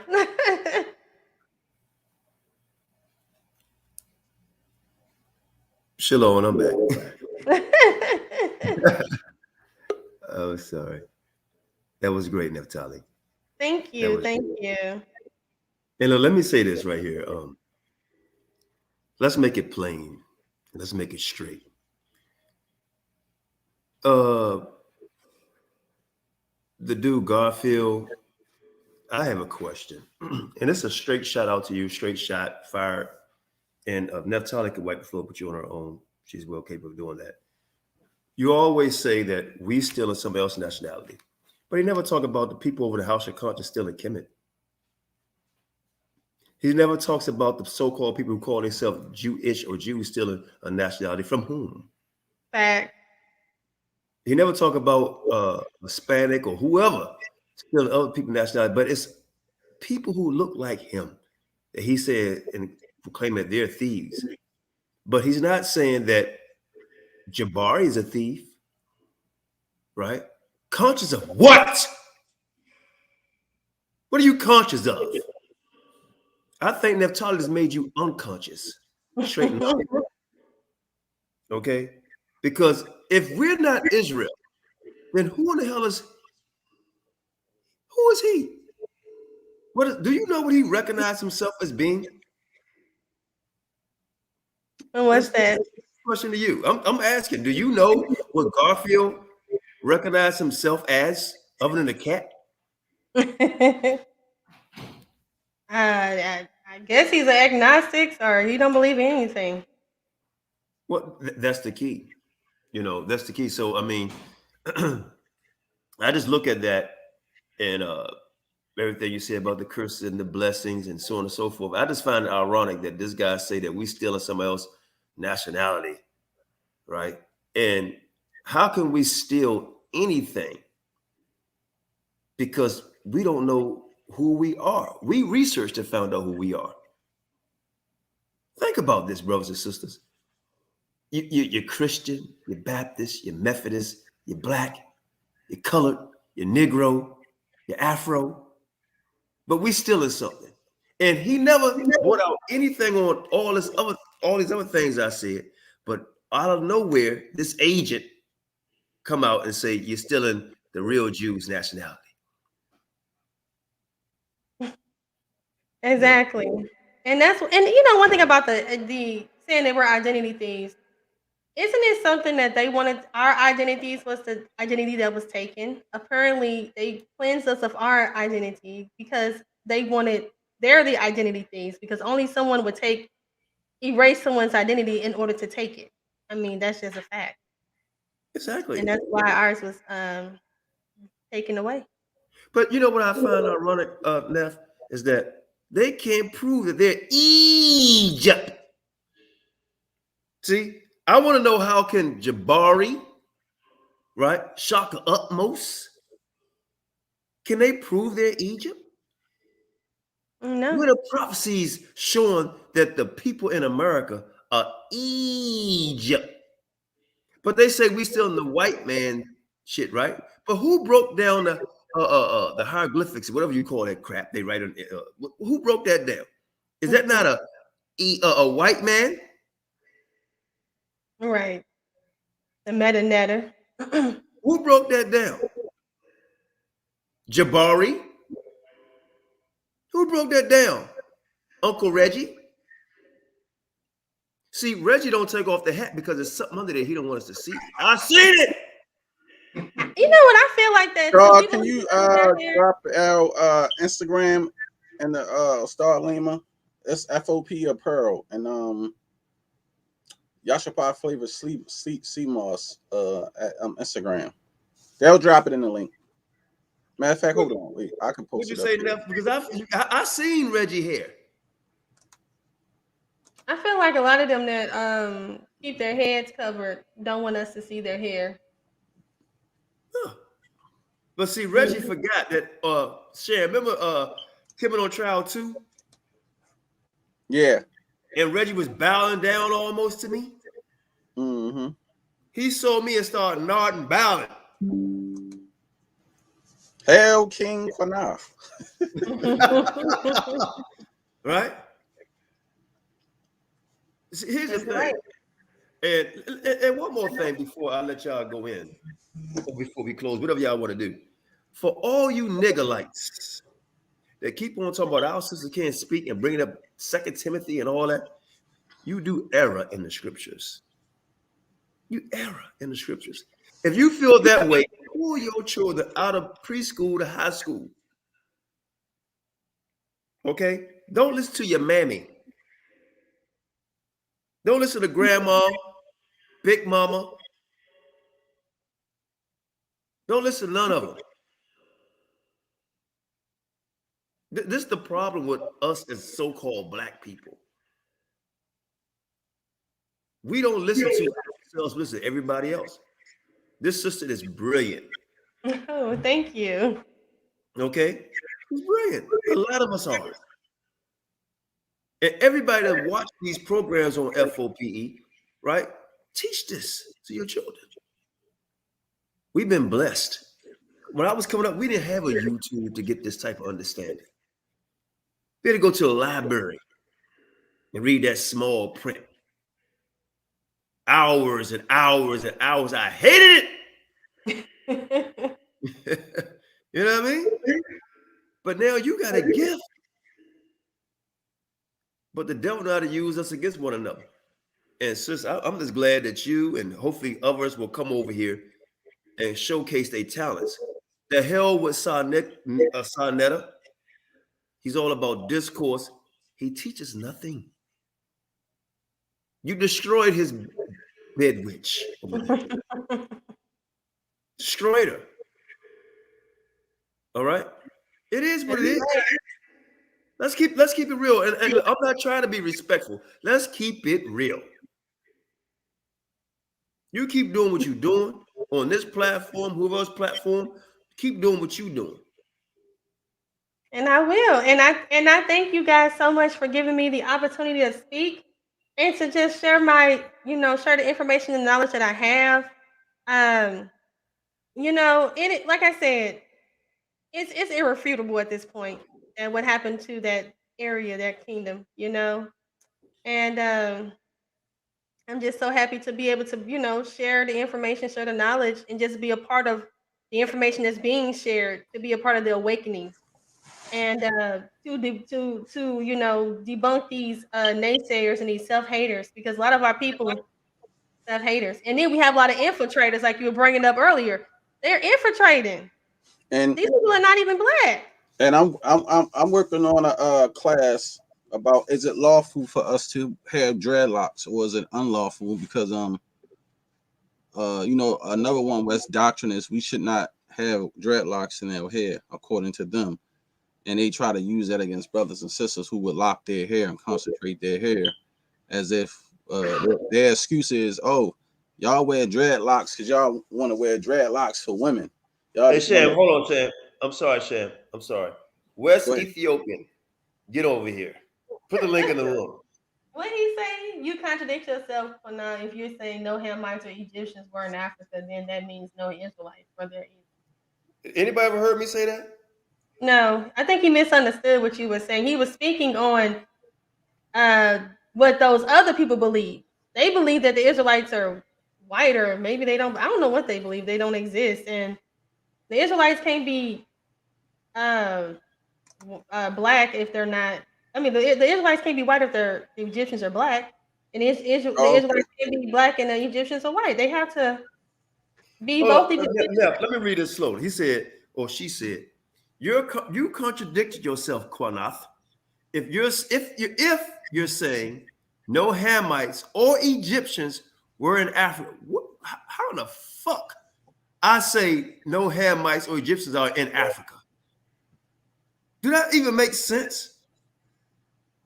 And pardon my language, I'm sorry, because I keep on saying, I'm just getting pissed off with these people. How in the hell am I going to say Egyptians or Hamites were not in Africa?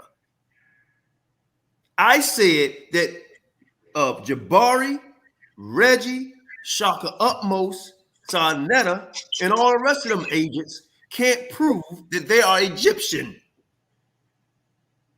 in America. That's what I said. Lima getting them out of here. That's exactly what I said.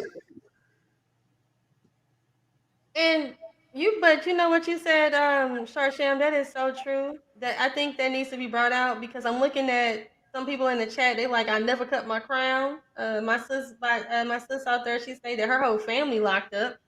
My whole family locked up. Yeah, my wife got locks. My daughter got locks, and it's, to me, people seem to forget that Israel was the last nation that was put together, and they act like that no other nations borrowed or used any other things that other nations did. And that's because another nation did something don't mean that it's wicked or unlawful or pagan. You know what I'm saying? Even the ancient Egyptians had dreadlocks. You see what I'm saying? It's the purpose of what you doing it for. You feel me? Just because somebody did something or had a custom, like even ancient Egyptians did the circumcisions, but they did it when a person was 12 or older, when they was like at a certain age, when they was like becoming a man, which the Most High said, no, you don't want to do it at that age. If you circumcising or cutting the foreskin off, do it when they're a baby. You know what I'm saying? So the practices are different. Just because somebody do something and somebody use something or got something or some wisdom from another nation, don't mean it's bad. You see what I'm saying? You're not, huh? Listen, man. Listen. I'm gonna show you the idiocy of some people, right? Can you control how big your feet get? No. Okay. Can you, when you was born, was you in control of your skin color? If the three of us don't comb our hair, it's gonna what? Lock up. Yeah, because the go 4 or 5 days without combing your damn hair as a black, so-called black person. It locks automatically. It's natural for that to happen. Okay? That's natural. Now, this person, you call me a liar. I call you a coward. Bring your whatever ass on here and discuss it. You said I'm a liar. Tell me where I lied. Josh Sham, this is what I want you to understand. Locks, natural. But then what you can have is you treat the locks, right? Instead of getting nappy all the way at the root, you separate it and grease it where it'll look more presentable for people like you, West Ethiopian, right? Well, from what I've been studying and reading so far, you know, braiding and locking, that's just culture, period. People done that, especially so-called Negro people. Put the link in the room. It's a thing that we did. But what people fail to realize is that people was locking their hair and they was doing it to sacrifice unto their gods. So that was a pagan custom. But we don't have to do that, or Israelites wasn't doing that. You see what I'm saying? It's just the same as when they were sacrificing the Moloch. And it's the same thing today when those women in India, they take that weave and they cut their weave off, they sacrifice it to their god, then they sell it in stores. So that means a black woman can't grow her hair long because they grow their hair long and then they cut it off, or they had a similar style. Do that means we supposed to go sacrifice our hair to a god? No. So when people say that, this is the teaching of One West and GMS. You only got dreadlocks because you want to do it. Y'all doing it for women. No, we not. Who says that? Remember that doctrine used to be you couldn't get shape ups. You couldn't line up your hair and your face and all that. But they got that whole scripture on that wasn't talking about shaping up. There's the scripture in Ezekiel tell you that you can take a barber's razor and divide the hair and shape it up. So that was a false doctrine. You see what I'm saying? They brought out so many false teachings. It's ridiculous. So you can have locks, and I'm gonna prove it. Just because somebody else started something don't mean that we couldn't adopt it or use that in our heritage or culture. I mean, culture as a people, as long as we ain't doing it for a heathenistic custom, we ain't growing out locks and cutting them off and giving the other gods or nothing like that. So I'm gonna link in the room. Put the link in the room that you can have dreadlocks. Go ahead, Neff. Put the link in the room, please. Let's see if you're Ethiopian. Come on in here. Bring it.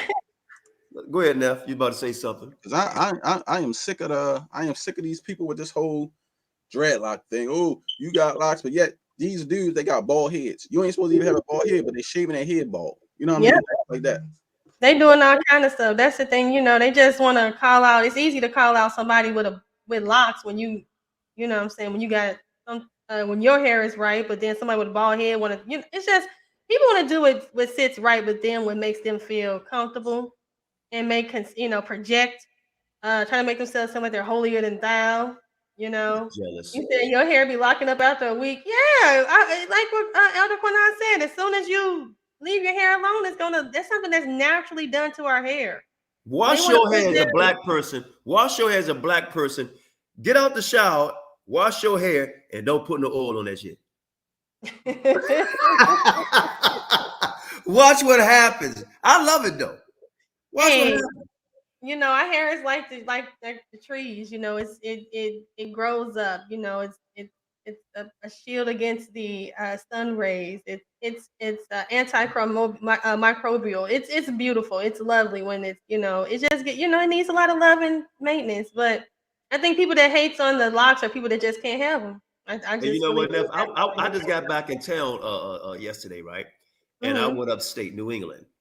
It was cold as hell. I didn't have no hat. Mm. Right? Everybody else had on, the white people had on hats smuggled up and shit like bears, right? I walked out there, I had a coat and everything on, right? But I ain't had no hat on my head. I didn't feel no wind. No air got through, no wind, no nothing. I was just nice. I was cool. Because you got your hair. I had my hair. I had my coat. My head had his coat on. Nice. Hey, he says definitely not goat hair. That's facts. Even though they try to say that, what did it say? David had goat hair, and that's the biggest lie. Yeah, and by the way, F.O.P.E broke that down. All these one West cats couldn't fight against anything. We broke that down through the power of the Most High. Through the power of the Most High. But the link is in the room. Ethi. Come on in here. I'm just having fun. Don't be scared. Come on in here.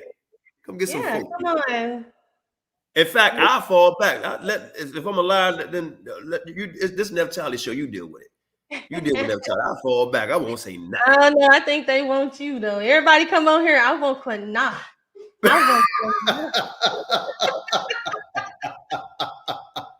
I know it's funny.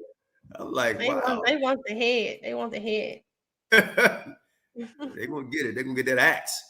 Come on in here.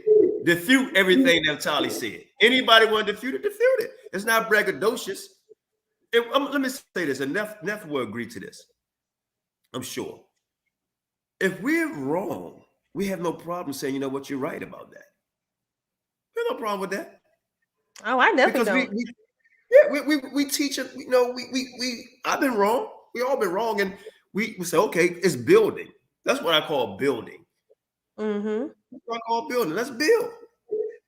Let's build. Again, what the hell is VUM.org? All this. I'm tired of seeing this. That's a bot. It's a bot. You gotta block that. Yeah, block that moderators Starlink. I don't know what they also be putting like it's like a bot. They put like porn in your I don't know if you ever had porn in your comment section, like links to porn. Yeah, I seen that before I pressed myself. What the hell? Yeah, I seen that. That happened to me one time before. I don't know. I know what it is now. I just delete it. But it's like these bots that troll, and I think it's YouTube for real, because I had a video that I didn't even upload yet. I mean, it was private. I didn't have no comments, and it had no views, but it had a. And that was on there. That happened to me before too. Yeah. Well, you know what I found funny, y'all? My Facebook friends, and I'm like, how the hell does this person get to be my friend on Facebook? And strange people end up being my friend on Facebook, and I know damn well I didn't accept them as no friend. They friends on my Facebook, and I can't even block them off. I can't get rid of them. They still a friend. Wow, I'm deleting a lot of people off my Facebook, and my Facebook is private, so it's my Instagram. Because like I said, I'm tired of these people. These dudes are stalking. They weren't trying to find out your real life, your real name, and where you live at, and your personal information. These motherfuckers is nigga nuts for real.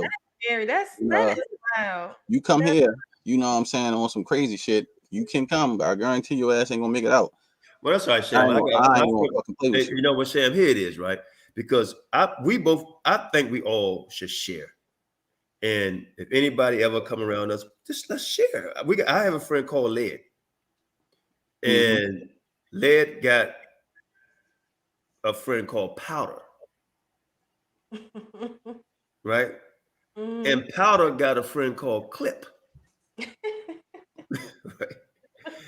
And Clip got a friend named Finger. Okay. And Finger got a friend named Trigger. If we combine all them together, right? Come on. That's just bring it. But hey, look, at the end of the day, for the last time for me, come on here, Ethiopia. Come on in here. It's in the room. Anybody have any questions for Neff? Bring it. The link is in the room. Come on here. Be respectful. Or just a comment, or you just want to build, or you just want to talk. I don't mind. Just let me know how you feel about the information. But like you said about your friend, I want to get me a friend. I do. I think it's time. Unfortunately, I don't want them in my house, but I just don't feel safe. No. Tupac had one. Jay-Z and girlfriend. You know what I mean? Yeah, all I'm telling people is, man, sometimes, you know, they taking this shit too far. Like, you know, let us teach and do what we doing. But I understand why a lot of these people be mad. Yeah, I got. Hey, look, let me say to Shane, let me say this. Maybe it's a person that need to be searched out on the West Coast. They've been saying a lot of stuff. Maybe some people need to go see him. You know what I mean? So if anybody here, so just whoever's out here, just go have a conversation with the guy and let him know that we love him. Hey, well, he already got some other. We got love for you. So he got some other people on his ass already. So he done already fucked up because he fucking with some dudes he shouldn't be fucking with from here. Yeah, I heard he should have left them alone. And I try to tell niggas, like, listen, you don't know who's who or who related from who, but when a nigga tell you about somebody and he say Google that person, and I was like, listen, that's some serious shit not to fuck with. That's what it is. Like, he's a nigga nut for real. Like, he had no idea. Man just told you to Google his family. He had no idea who he dealing with. And I'm like, the shit that he was telling that brother, and I was like, nigga, you have no idea who you dealing with. You need to leave that guy alone, or them people alone, because they ain't playing. Like, they serious people. Serious people. And then he had a nerve to show his face, and he looked just like. Look, like Apostle said, that's you, nigga. That's you, tutti fruity motherfucker. Y'all had me dying laughing. Yeah, I was watching that. I came in. I was trying to say shalom to you, but you had hopped off real fast. I was like, dang. Oh man, because that nigga had me pissed. I know you came on. You was like, and I was like, shalom. They was like, boom, you was up. I was like, dang. He better not ever let me see him in person, because I'm gonna put his ass in a Kimura lock and choke his ass out till he can't see. He see darkness. Sure. But you gotta be careful. Some of them guys like that type of shit. Oh yeah. Them guys like that. So that's why I keep talking stuff. It might turn them on. You gotta be careful, niggas like that, man. We're naked. Hey, look, the link is in the room. The link is in the room. Anybody want to come on and build with Naphtali? Come on here and build with her. Agree or disagree respectfully. Just come on here. You know, like I said, we always say this is an open platform for any and everybody to come on here and have an open dialogue discussion. You know, I don't know why they would want to disagree. I feel like it's, you know, proving, you know, even if you don't believe it's Negro only, it proves us as, you know, Negroes. Hey, I gotta go back and watch the presentation because I didn't get to see it. I was so busy. Sorry, sis, but I'm gonna go. You know, I'm gonna rewatch it anyway tomorrow when I'm at work. Oh, it's all right. Whenever you got time, just take some time. I watched those different people. Where y'all at? I watched them and then I got tied up, but I watched it. You know, and sorry, Neff, I came on a little earlier before you came on. I just had to deal with that situation. No, that was fine. You know, I just felt like I was like, oh man, you know, if you guys, I was like, do I need to reschedule with you guys again? You know, because it you know, I'm flexible. It's no big deal. No, that's why I said no, we're gonna get off, but I just had to chop his head off. And I think it kind of lined up where you was going. You know what I mean? So it actually did, because I let me back off of that, because the mindset of how our people are, you know, it's nothing wrong with loving other nations, other groups, other people, wanting to help. But you got to take care of home first. You got to take care of your household. That's just facts. You know, like you want to feed everybody, but you got to make sure you got enough food in your refrigerator to feed your own family. And if you take it from your family to feed other people, then that's when it becomes a problem. It's not a problem. You know, I give all the time, but I got to make sure my home is taken care of. I got to make sure my children and my family first. Then you help others. But they don't want to do that. They want to help others, but then they want to take from their family. And that's something that I have an issue with. And that's something that we need to stop focusing on. Like, yes, I know Native Americans need help. Hispanics, Asian, everybody got a plight. But we got to take care of us. Well, that's what I keep telling everybody. We all are suffering as people. You know what I'm saying? And everybody nation suffering. But my problem with L people is we act like we don't want to help our own. Why we keep donating to all these other different ethnic groups, races of people, and trying to help them, but we not building up our own shit. You feel me? You know what You I heard find funny? Let me say, I'm sorry now. You me. know what I find funny? I know people who come on this channel, right? And I know people personally. So this is a shout out to you know who you are that will come on this channel, right? And yay he and Yahoo and right, and but then go to another channel and donate. I'm like, what the hell? I'm and not just one channel, but many channels that donate, but won't donate on this channel and support. But they say they support this channel and love us, and I actually met certain people personally. Know who you are if you listen. You know, but some is like, what the hell? I just don't get it. You know, I just don't get it. You know, but it is what it is, man. It is what it is. And somebody asked me a question, Zealous of Israel. It says, is King Solomon's wealth is at least close to Mansa Musa's wealth? Well, they inherited King Solomon's It's a shocker, damn right. his his gold mines. Ophir. Yeah, the southern yeah, I didn't get into that kingdom, the Great Zimbabwe, that kingdom, they were said that that is the gold mine of King Solomon. So yeah, they all it was just passed down. You know, the Most High he takes it and he gives it back. So you know, I'm Hey, sure now they were when you rich too, wealthy too. when you played that video of the preacher talking about we didn't build shit, we only thing we built was grass. That man said grass houses. He said they didn't do I was nothing. in here laughing like hell. He said you built a house of grass. I mean, you know it's ignorant because all you got to do is look in the book of the Black of Venice. Yeah, we done videos on it. He said grass house. I said, who the hell built a house out of grass? That crushed all the ridiculous stuff that he was talking about just by reading that book and inventions we made in captivity. And out of captivity, but mainly in captivity. Like well, the if cotton. he's watching it, I doubt. But if we got to answer that. Damn, he Yeah, said all we built was grass houses. And here's the funny thing about it. The damn computer and everything you're on is built by a black man and woman. The internet, Nigerian. It just amazes me, man, how ignorant our people is, man. How ignorant. exactly. Very ignorant. Don't know your history and reject it and don't care. Don't care. Don't want to know. Don't care to know. And then they want to lie and then tell you what you saying is wrong, but you don't know your own history. And it's like when you try to share that, they just look at you and they just regurgitate the same information again. And it's like, okay, well, you know, you like being where you at, and that's just I don't get that. You know, it's sad to me. Like we are our own worst enemy. You know. And Neff, this is a shout out to all them dumb Negroes out there, right? Keep on talking about these other people. H-Town went through the same shit we went through, and they had the same blessings and all that. Well, see, for whatever reason, YouTube won't let me play things on this channel because I would love to play the 60s and the 70s and the 80s and the 90s music. Right?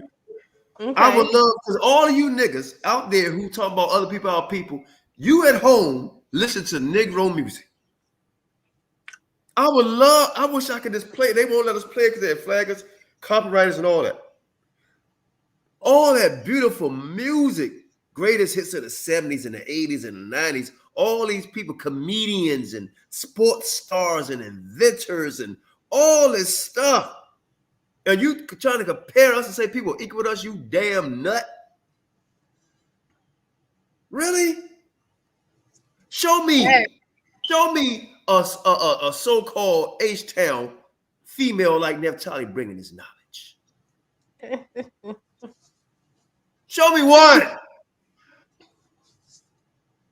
Show me. Do you know any Naphtali? No, I know some that wanna come up though. You know, we got some sisters that's I believe trying to come up, but right now, you know, no, not not at the moment. There is none. There is none. There is none. Somebody has a question. Sharon Cox, she says, hello, family. I love keeping up with you all. Naphtali, well done. Thank you. One question, why do we need to discuss with the heathen? They're not going to accept the truth. And at this point, I'm over them.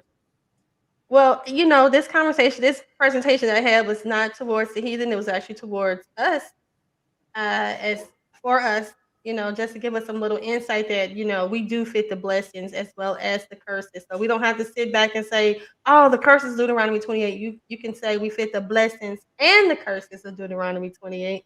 And the reason why we talk to the heathen, you know, it's good to put them in their place. It just feels good. We know they're not going to learn, but it's good to let them know that we do know that we know who we are, and we know that they're not who these camps say they are. You know what I'm saying? So, And this kind of off topic, because none of us know the time, but is it Gog or Magog? One of them is Russia. Look it up. They know. Right? What's going on right now? That's right. Jason. Yeah, no, they I'm know. agreeing with you. Yeah, they know. They know, right? What's going on. And we know. You know, a lot of other people don't know. You know, it's not trying to put fear, but it's happening right before our eyes. The scripture talks about it. Wars, rumors of wars. They be partying, dancing, singing, marrying, and boo-hoo-hoo. Hey, Star Lima, block that whatever that is, that NOSE site. Block that person. Whenever you see people post that kind of stuff, block them off out of here, period. That gotta be some type of spam. And that looked like that's them. I think that's them people that's putting it up. So y'all, we're not gonna do it. They want y'all to press that, and then it come. You get a virus on your phone or your laptop. So don't press that. We have no idea who. What the hell is that? We don't know what block that is. That one too. That's them people doing that. That looked like yeah, I don't know. Just block them people. Yeah. Oh, thank you, sis, for putting my Cash App in there, and thank you for those of you that are donating. I appreciate it. But yes, those are bots. They trolling. They be on everybody's and everybody's. So the bot is it a person or the computer? What the hell is that? I think it's just a computer. It's a bot. You know, just some form of spam. Like you said, it's like a spam or something that they could just send out to harass people. Like I see it all the time. Like I haven't seen it recently, but they was putting like, you know, links in my comment section to, you know, inappropriate things. And and I see them every time I'm in somebody's live. I'm always seeing it every time, and it's always like on Israelites lives. Like when I'm on my, you know, listening to lives that are about, you know, my other things that I watch that don't have nothing to do with, you know, I watch a lot of Back to Africa stuff. You know, just random things. I don't see those bots in there, but when it's our video, now sometimes when you be speaking stuff, it pops up on your Facebook or on your phone. You'll be talking about something, and next thing you know, I was talking about some shoes, and next thing I know, it starts showing shoes on my Facebook. Yes, I've seen that many times myself. I talked about something, a restaurant, I Google it, anything, it'll be in my Facebook. Yeah, it'll be in there. What the hell is this? I was talking. I like boots and all that. Right? I like dressing sometimes, you know. And excuse me. And I was like, what the hell? All this stuff pop up, and then porn pops. I ain't watching no damn porn. How the hell is it get on my page? You know, and I'm not talking about it. So I'm like, what the hell is going on? Now I'm talking about it now on my phone right beside me, so it might pop up. You know, Shalom, Yehuda. Most High bless. Hey, Shalom, Yehuda. Hey, Shalom, can you hear me? Grace and peace. Hey, Yehuda, you want to explain what happened with the presentation? Because I was trying to. All I was saying was this here. Garfield is he's the one going around talking about we identity thieves, right? He's the one. Yeah. So that's why I say the title should have been calling out HOK, so-called Kemet community, and call them the identity thieves because they claim to be from Kemet, correct? Does not shock it does not Shaka Utmost walk around with a ponytail on his head and Jabari and all them claiming to be Kemet. Well, so why don't he? Let's not give him credit on the ponytail. Let's say rat tail. Oh, the rat tail, rat tail, right? But my thing is, why Garfield don't call out them niggas?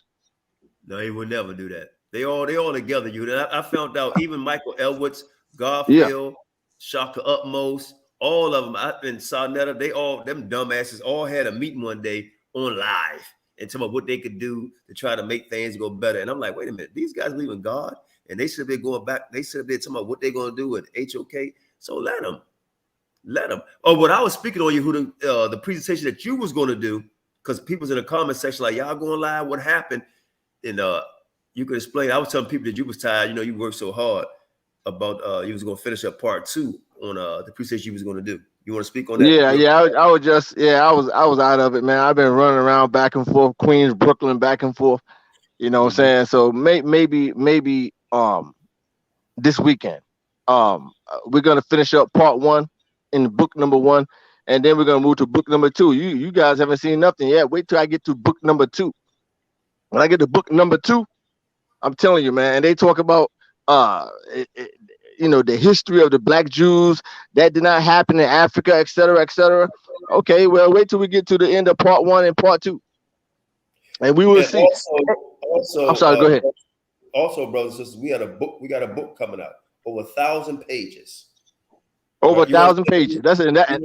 Exactly. That's part of the first presentation, and I probably complete that next week, and then I go into part 2. Right. I already started on another book, part 2. Well, you know what? I was saying, tell them go ahead. About don't do it. I mean, I'm sure we already have. It don't matter, but yeah. We got one book is almost complete, and then the second one coming out, and then we're gonna be doing a documentary. Right. I don't know if you know about that, Naphtali. I would love you to be a part of it. We're all gonna have a sit down. You probably had to come on this end. I would love to be on that. I would love that. Yeah, we got already got some professionals who's going to video it and everything, and we all will get together. So, hey, Qanath, the brother in Ethiopia, I told him about that too. He's definitely want to get down with that also, because he know the history of the Jews in Ethiopia. He speaks to those people all the time. Yeah. So what we're going to do, brothers and sisters that's listening, everybody gonna bring their strong points. We all gonna, and the couple of guys that I have that's going to work on this, they're going to know how to consolidate it all. Right, where everybody information is going to line up together and make a documentary on it.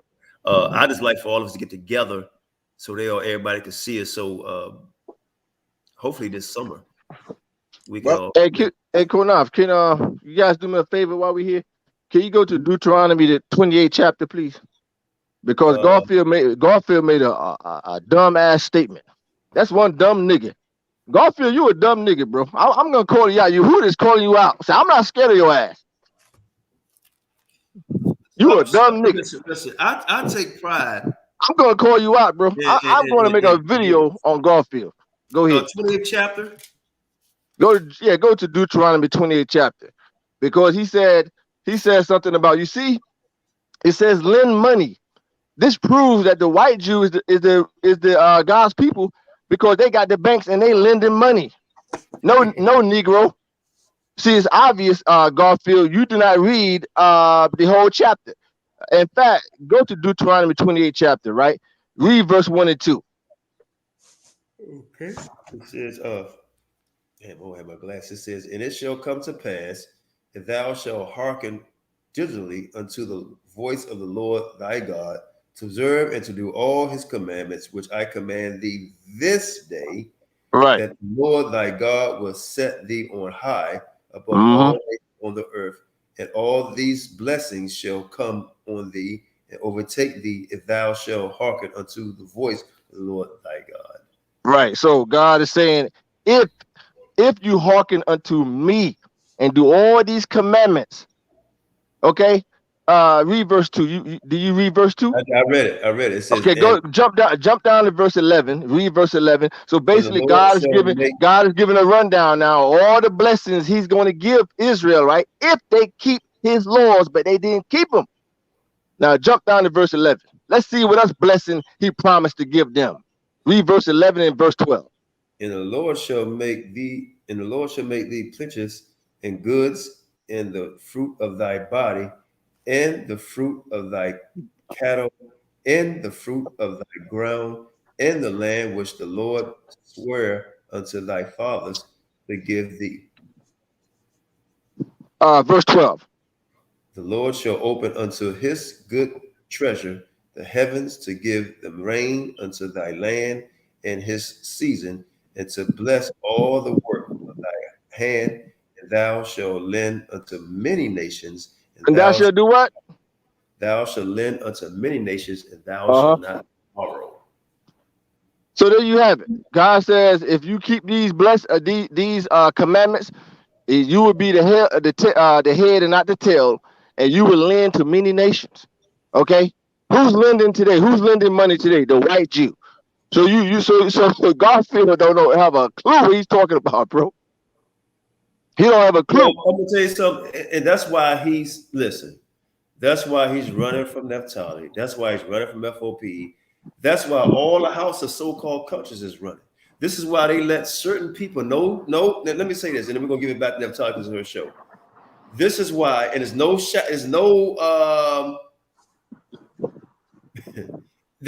shot thrown at the brothers that goes on his platform, right? No shot at all.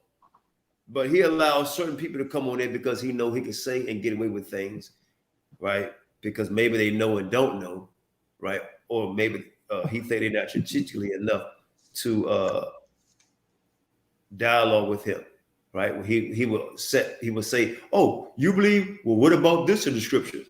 And y'all answer it, you know. So I truly believe that he brings certain people on his platform because he feel like he has an advantage over them. And it's not a shot at them, right? Because he thought he had that same opportunity. This is why I'm gonna say it, man. This is why that woman, whatever her damn name is, said that bullshit about Naphtali on her video, and they let her on it because they thought they was gonna bring over the House of Conscience. They thought it was gonna embarrass her and reel in, and she destroyed that woman. Destroyed her. And speaking it up, Naphtali, Clyde Diva said when she had a personal conversation, Clyde Diva, she's telling it all, Naphtali. She said when she used to talk to Nepal said the reason why she used that picture of you, because you think you prettier than she is.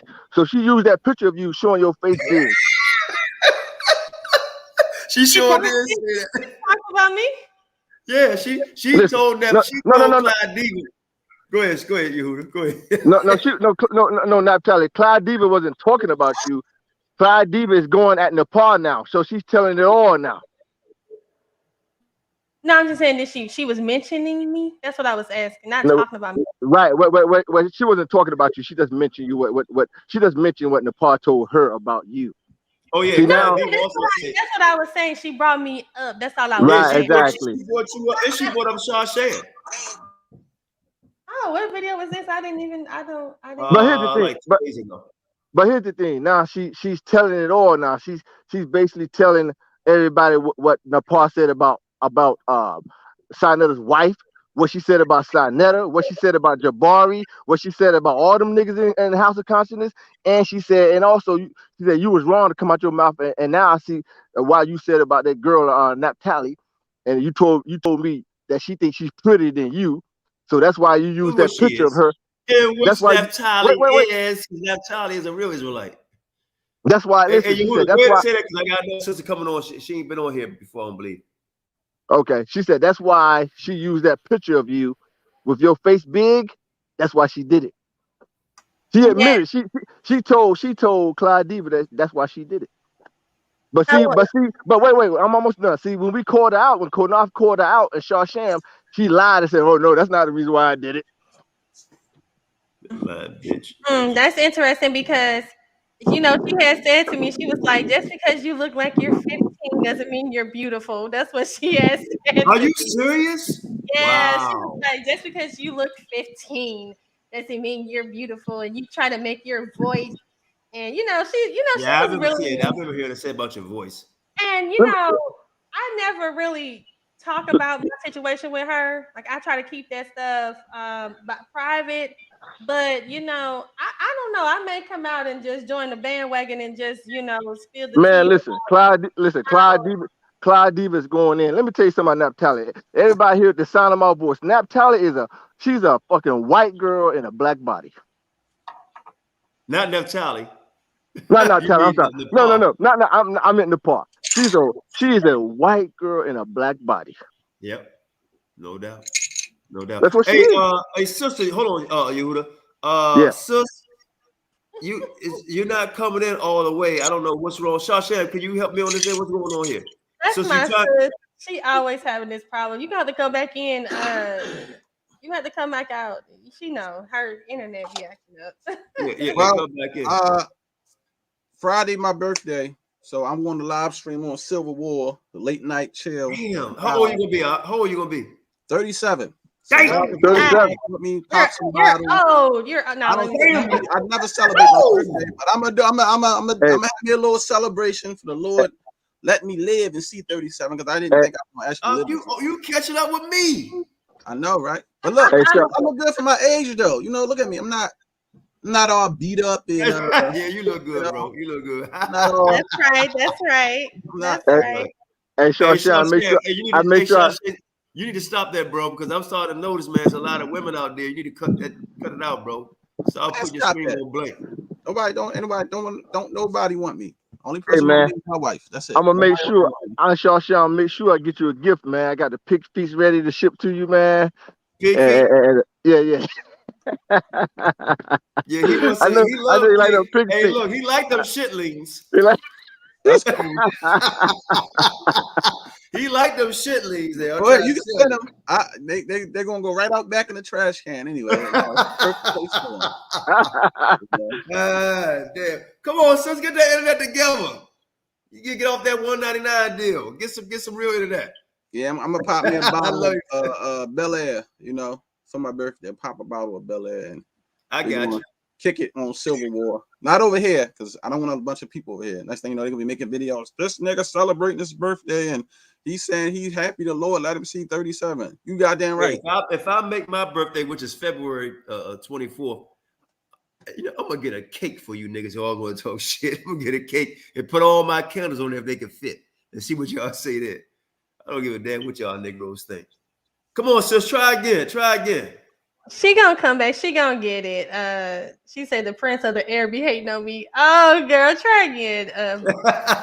Nah, sis. We're gonna do a video tomorrow. Me and her gonna do a video tomorrow about how these Gentile women need to stay in their place. That's right. Yeah. Get them, sis. Hey, sis, what you could do? Go out back and the cable that you're using, stop using his cable. Wait a minute. Let's see if we get it. Because I know y'all be going out back. Give her a chance to connect. Even though she's in the room, give her a chance to connect. Okay. She has to come back in, come back out. It's like a process. She just came back in. That's what I'm saying. Give her a chance to connect. Yeah, she in the back room. We wait. Is she there? But Sham is not. Maybe we can still hear though. Who that, Kahan? That's Kahan. No, you can't hear. But no, what I'm saying is, even though we can't see her, she might be able to still come in. Can't. StreamYard don't work that way. Go and know, because it'll tell you the person mic not connected. That's how you know. Well, you know what? Maybe she's doing it wrong then. Love you too, Star. It just has a bad connection. But what you drinking on Sham for your birthday? I'm going to drink me a bottle of my Bel Air Rose that my brother gave me last year. It'll be a year old. He gave me that bottle exactly on my birthday last year, so I'm gonna drink it this year. Okay. I'm coming up there. When is I'll be up there once I will. Yeah, I'm off. So come on up, man. I'm gonna live stream late night and be in here chilling. All right, let's do that. We're gonna do that folk style. What is your birthday again? Friday. Okay, most I will. I'll be up there. Hot damn. Yeah, Friday night. I'm gonna be in here chilling, relaxing. How are you from them? You said how old you gonna be, Shashan? 37. 37. Okay, you getting up there? Yeah. Listen. Yeah, Before you know it, you can be 45. Before you know it, you'll be 50 years old, man. Listen, when I turn 50, my goal is to still look like I'm 30 or 35. Like I do. Let me tell you something. Man. I live in New York, right? And then I tell people my age, they never believe it, bro. They never believe my age. I'm 50. But they think I'm like in my 40s, my early 40s. All of y'all look young though. All of y'all look young. And Kahan, he already young. He look even younger. All of y'all look young. Me and Kahan the same age. I'm 23. Nah, man. All of y'all young. Now, Charlie, come on now. How old are you now? Stop playing. I'm 20. You know women. You know women. Yeah, women don't like to get their ages. 29 plus. 29 plus 6. 29 to change. I'm 35. For real? Yeah, I'm 35. Oh, you're an 80s baby. Oh, damn. 35 years young. Yes, I'm 35. That's not bad. I just had a birthday. I just had a birthday. Something for real though. You thought I was what? 20 something for real. You think no damn. You 35 real. Stop pulling out legs. No, I'm 21. No, I'm 35. No, I was born in 86. I was born in 86. Oh shit, you up there too?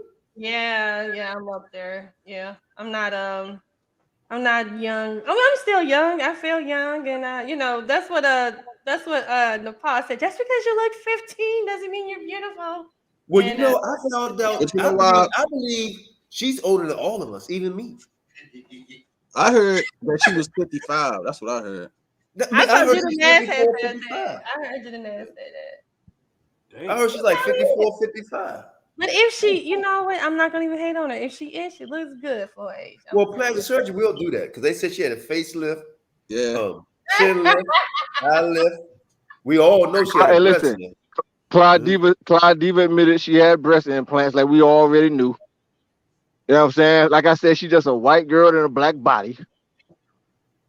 That's all she is. Let me not talk about this woman because I've been hearing my name come up a lot, and I'm just trying not to go down that route with this lady because she was texting me. I had to block her. Well, y'all know black don't crack. As long as you ain't getting high, being a junkie and smoking crack and messing your body up every day. Exactly. But other than that, you'll be all right. Sam, you know who that is before you let him on? You know who that is right there? I think that's Twisted Dreads. He had that same yeah. From what's Eli? South Africa. Yeah.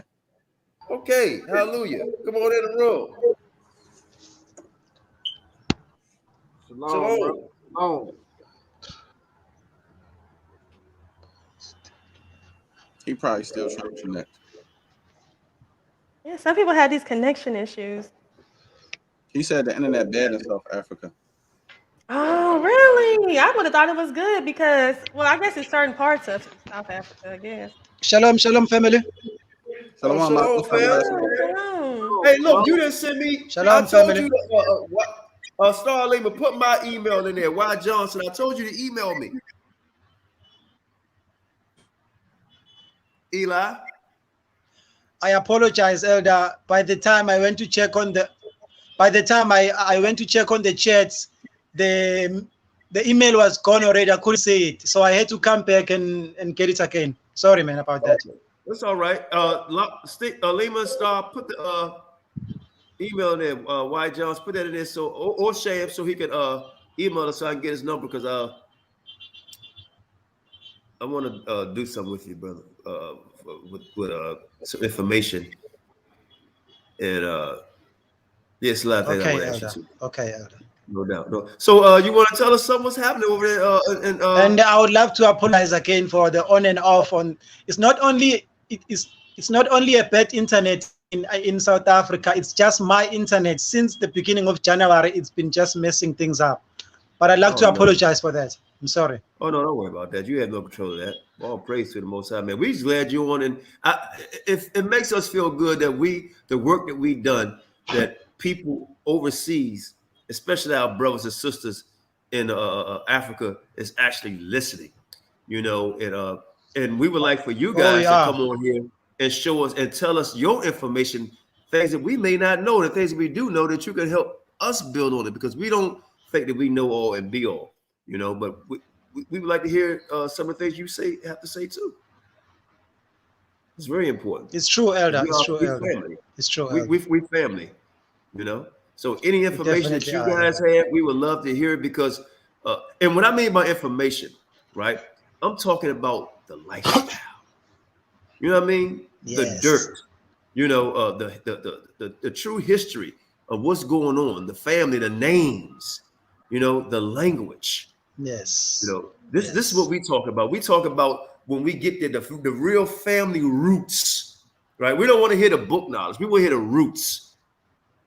That's what we want to hear. We want to hear the roots about what's really going. We want to get connected. We want to connect with the dance, the music, you know what I mean? The dress, the history, all of that, the customs, right? That's righteous, of course.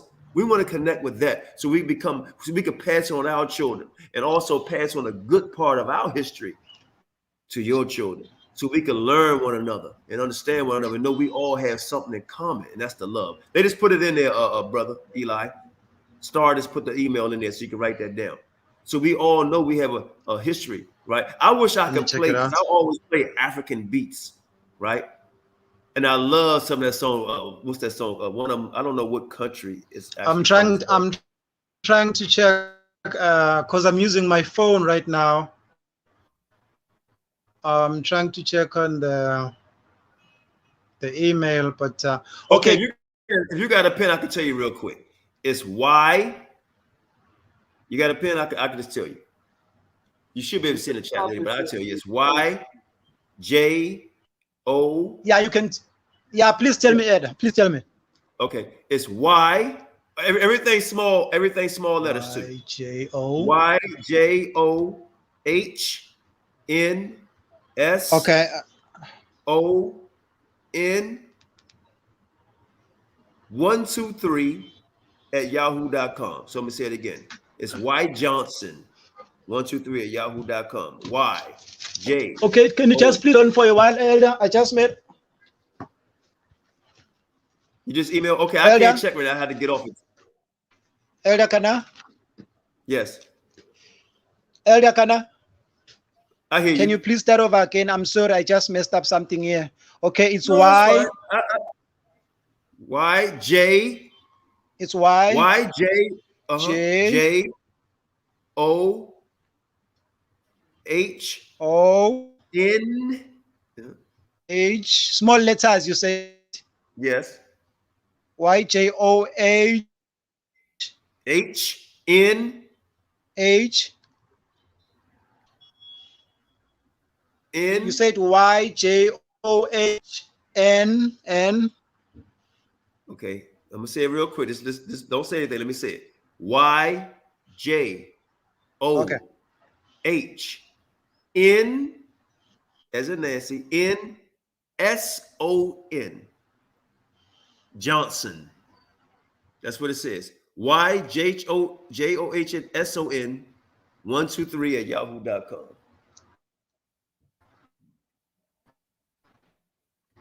One more time. S-O-N. All lowercase. One more time. YJOHNSON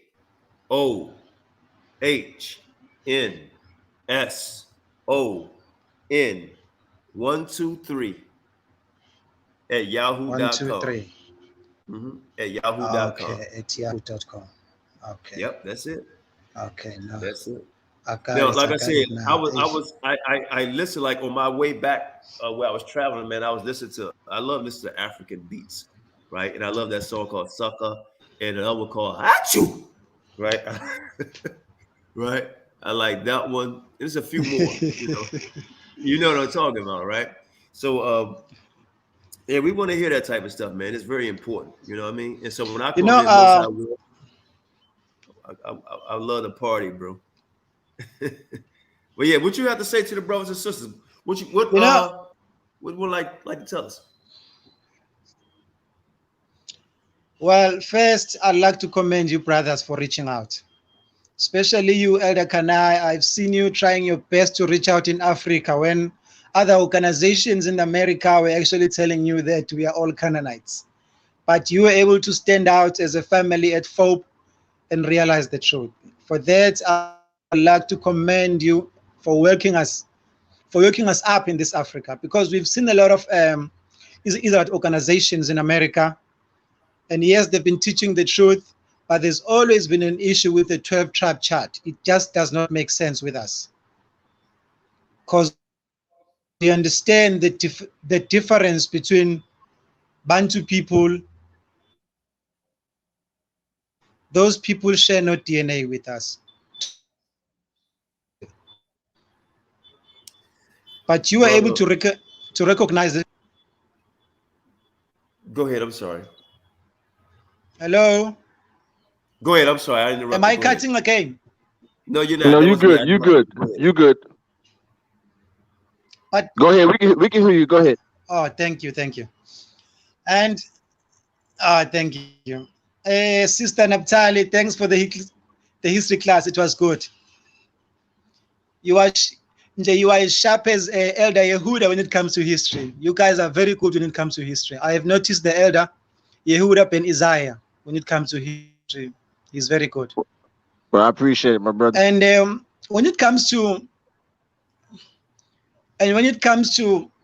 understanding Africa, I would love to suggest there's a channel on YouTube about two Black American couple who lives in South Africa. Their business is called The Real South Africa. And they are showcasing to all the Americans. That's the YouTube channel? Excuse me? Can you say it one more time? Yes, it's called Real South Africa. Gotcha. Okay. I'm familiar with the Real South African. I'm familiar with his channel. Yeah, me too. Put it in the comment section. I heard that too. Go ahead, brother. We hear you, Eli. Go ahead. I think he's having some problems, Qanath. He probably coming in and out. Are you in Joburg, Eli? Is he in Joburg? He'll come back in. He's having some problems. Eli, if you can still hear us, next time, if you come in real clear, just stay right there. If you're moving around, don't move around with your phone. Just stay in one spot, if possible. Hey, listen, Eli, what you said, I'm sure it meant a lot to you. Huda, Naphtali, Shasham, and not just us at this channel, but many other channels outside of people knowing that they're Israelites. Just bringing back the Black connection of where we come from. And as so-called African Americans, let me say this to anybody that's overseas in Africa or in Europe or the islands, or wherever you may be scattered abroad, because not just African Americans feel this way. I'm sure it's like this all over. And the powers to be has really interrupted our connection as a people. And I know as a people, we want to know our family outside of the Americas, outside of Africa, outside of the islands. And what you said to us, Brother Eli, it meant a lot to me. And I'm sure it meant and they can speak for themselves, but it meant a lot to me, brother. And I got really emotional when you said that, because it's very important as a child coming up. I always wanted to know, who are the people of Africa? Because the movies that they show, I know it's a damn lie.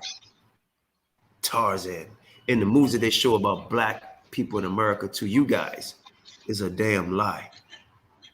See, this internet was created. There's a big agenda, yes. Yes, and it means a lot, man. And for me to hear your accent, and I know we speak with an accent to you. I can't describe your accent and you can't describe mine. But we know, we may speak a different accent, but we know we brothers. I can feel love through this YouTube. I can feel it. And what you said means a lot. But I'm gonna let you continue because you're back on. So go ahead, please continue. The sister asked what part of South Africa you was from. Naphtali, did you? if I'm not mistaken. Yes, I did. Are you in Joburg? Yes, I Johannesburg. grew up back, but from KZN, I'm Zulu. Yes, but right now I'm in Durban. I live in Durban now. Hallelujah. So what Hold on. happened is I was born in No, go ahead. Joburg I'm as a sorry. child, but I left. I was born in Joburg, and then I left as a child to grow up in KZN. By the time I was 15, I moved back into Joburg until I was an old man. Then now I'm in Durban now. So I live in Durban. So I'm Zulu originally. Hallelujah. Oh, I have Zulu. Okay. I have a question, and two actually. How old are you? Your age? Yes, Elder. How old are you? I was born in 1982. And I'm not that good at math. How old are you? I believe this year I'll be 40 if I'm not messing things up. Okay. So how did you hear about us? Because you said about I hope I'm still there. Obviously you do know, because you said we spoke out about this, and you know we love you and you love us. How did you hear about us? I mean, of course, YouTube, but what? Well, the truth is, what made us gravitate, or what made you gravitate toward us? How did you come about hearing about us?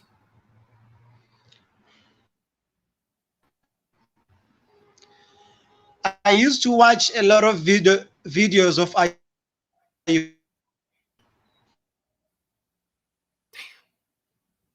believe he's about to say IUIC.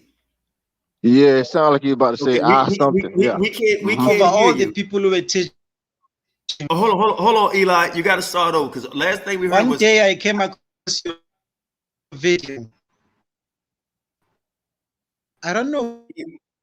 Eli, And Eli, you got to start I over. realized that you to stand out from the rest of the camps, because you were straight up. Because you know it's more like knowing. Yeah, he's breaking up bad, but it sounded like he was about to say IUIC or ISPK. Yeah, this is about to be powerful. I can feel it. Man. So and this is the power of the Most High, because Naphtali, Yehuda, Shasham, brothers and sisters on the comment board, all of you, trust me, all of you, even the comments you make, the love hearts and the respect that we show one another, and fighting against the power to be, fighting against our own at times, they recognize it. See, people see us outside. People see us and they're watching us. I'm gonna bring him back on. He's in the back chat. Bring him back on again. Okay, hey, Eli. All we heard was you started out with IU, that we didn't hear nothing else. So you got to start over. How did you hear about us? Oh, I used to watch the videos of IUIC. So over the years, of course, I was able to grow up in the truth. But then I was not impressed with the 12-tribe chart, because it did not make sense. Because in my mind, I knew that the majority of the Israelites are in Africa, as much as there are many of them around the world. But there's a majority here. In fact, there are the people we call Bantu people. Those people are Israelites. And just to something briefly concerning that, a lot of people are practicing ancient Israelite culture without even knowing what it means and what is connection. A lot of people within all the Bantu groups, there is a practice of ancient cultures of Israel without even them knowing that it connects with ancient Israel. To them, it's just a tradition. So when you start seeing the teachings from the scripture, you begin to realize that you connect. Because when you study history, I come from the perspective of history. History is what motivated me into studying. I love history so much. So when you study in history, you realize that out of all the ancient cultures in the world, none of them practice the same cultures as the Hebrews. Some of them practice similar cultures, but not exactly the same cultures as ancient. So the ancient Israelite culture would always stand out against any other culture. Let me ask you, and I want to hear So, this information when we do this documentary. I'm trying to, because that's how I you- want to keep up what we've been doing. How did you you were hear able to- about us so we stay on the same course? How did you hear about us?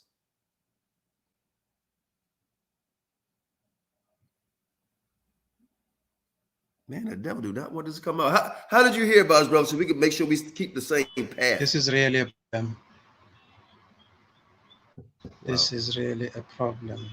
Okay, I hear you, brother. Can you hear me? That's the powers to be. Don't worry about that. If you can hear me, let us know how you heard about us so we can keep that going.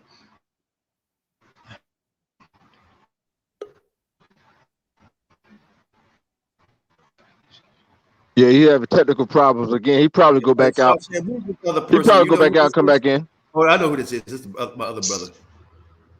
Nigerian brother. Hold on before you say something. Eli, can you hear me?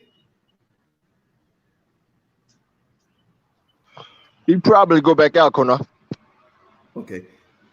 My Nigerian brother on right now, Kadir. And maybe if he's been listening, I want to know how did he hear about us also. Kadir, you want to speak on that? Because it's very important. We need to know how we reach it out and so we can keep this up and build. How did you hear about us and others? Just how did you hear? I'm just curious. You on mute.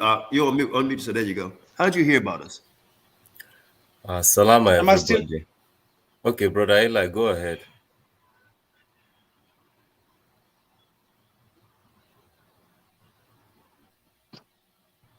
Hey, Qanath, tell him to go back out and come back in again. Okay, can I go ahead? Yeah, go ahead. How did you hear about us? Can I go ahead? Yes. How did you hear about us? Yes. Well, it's through YouTube, to be honest. Okay. You know, you keep watching videos about the Israelites, and then you start wondering: is there a people who are teaching a bit of a different doctrine than the other camps? Because we already understood that the doctrine of many Israelite camps in America is based on the One West doctrine. So I wanted to find out is there anyone who teaches outside of the 12-type chart. So I kept checking on the videos because, you know, YouTube is a playground at times when you're looking for information. So, and then I came across your video.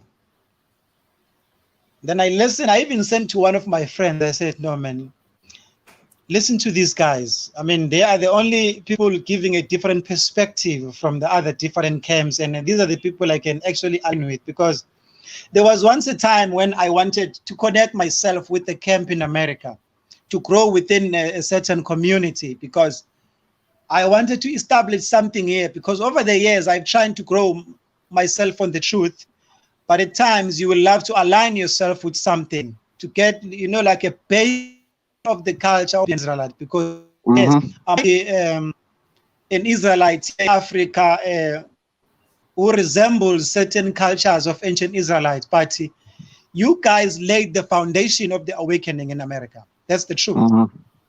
So I wanted to connect myself to that, but I couldn't find a camp that I can connect myself with because there were too many discrepancies in the doctrine. There were too many, because, you know, one thing I understand, too many schisms have happened over the years in terms of this culture of ours, and there were too many sects in ancient Israel again because of doctrines. So I did not want to include myself in a place where I might be forced to come out again just because I disagree with the doctrine.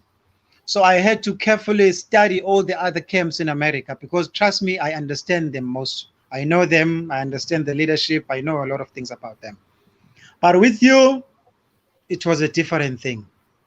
And I wish you were to try to be more aggressive like IUIC with your truth, because they are aggressive, trust me, and you need that aggression. And I can play my part here in Africa, because they are here again. They are coming in here in South Africa. They are getting all over Africa. So that's how I got to know about FOP.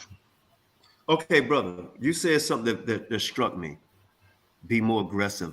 So I'm thinking that you want us to come there. You got it. Of course, Elder. Of course, Elder. You got it. And In not fact, just the South Africa. it- You got Where it. we Now going? Where we going? you got it, brother. Listen, brother. in fact, my word yes, is yes, my sir. brother. My word is my bond. You got it. In life or death, somebody from that's on this panel will be there to Hey, Qanath. yes, sir. I think he also said when he said be more aggressive. I think he also saying is go after these camps more. Maybe you know how you and Shawshan used to hit the streets. I think he's talking about. Are you talking about that kind of aggressive also, my brother, or am I wrong? Okay. Just to be more clear, Elder Yehuda. Hey, Yeah. The Qanath, truth is, you can end the show. I'm going to sleep. I'm tired. Go ahead, man. I got you. Go ahead. I got you. I know you gotta go to All work. right. Go ahead. Shalom, Go everybody. ahead. Most High bless. Most High bless. Go ahead. Shalom Shashem. Shalom Shashem. Most High bless, dog. Go ahead, Eli. In terms of aggression, there are so many levels of aggression. You see, when you look at UIC, they use social media effectively. They use it effectively. And they are very out in the street aggressively. That is why their organization is growing faster. And your kind of truth is the kind of truth that must grow faster too, because we cannot afford to have Africans, the Israelites in Africa, being told that the Hispanics are their brothers. That concerns me a lot, to be honest. So there must be a narrative that challenges that, which is something I'm willing to stand for. Because at the end of the day, we don't want a situation where when the growth has begun in Africa, and then there is another different schisms again in terms of doctrine, because I have seen that in history. Like I told you that I study a lot of history. And I have noticed that the devil is able to divide us like that because of the doctrine. Divide and conquer.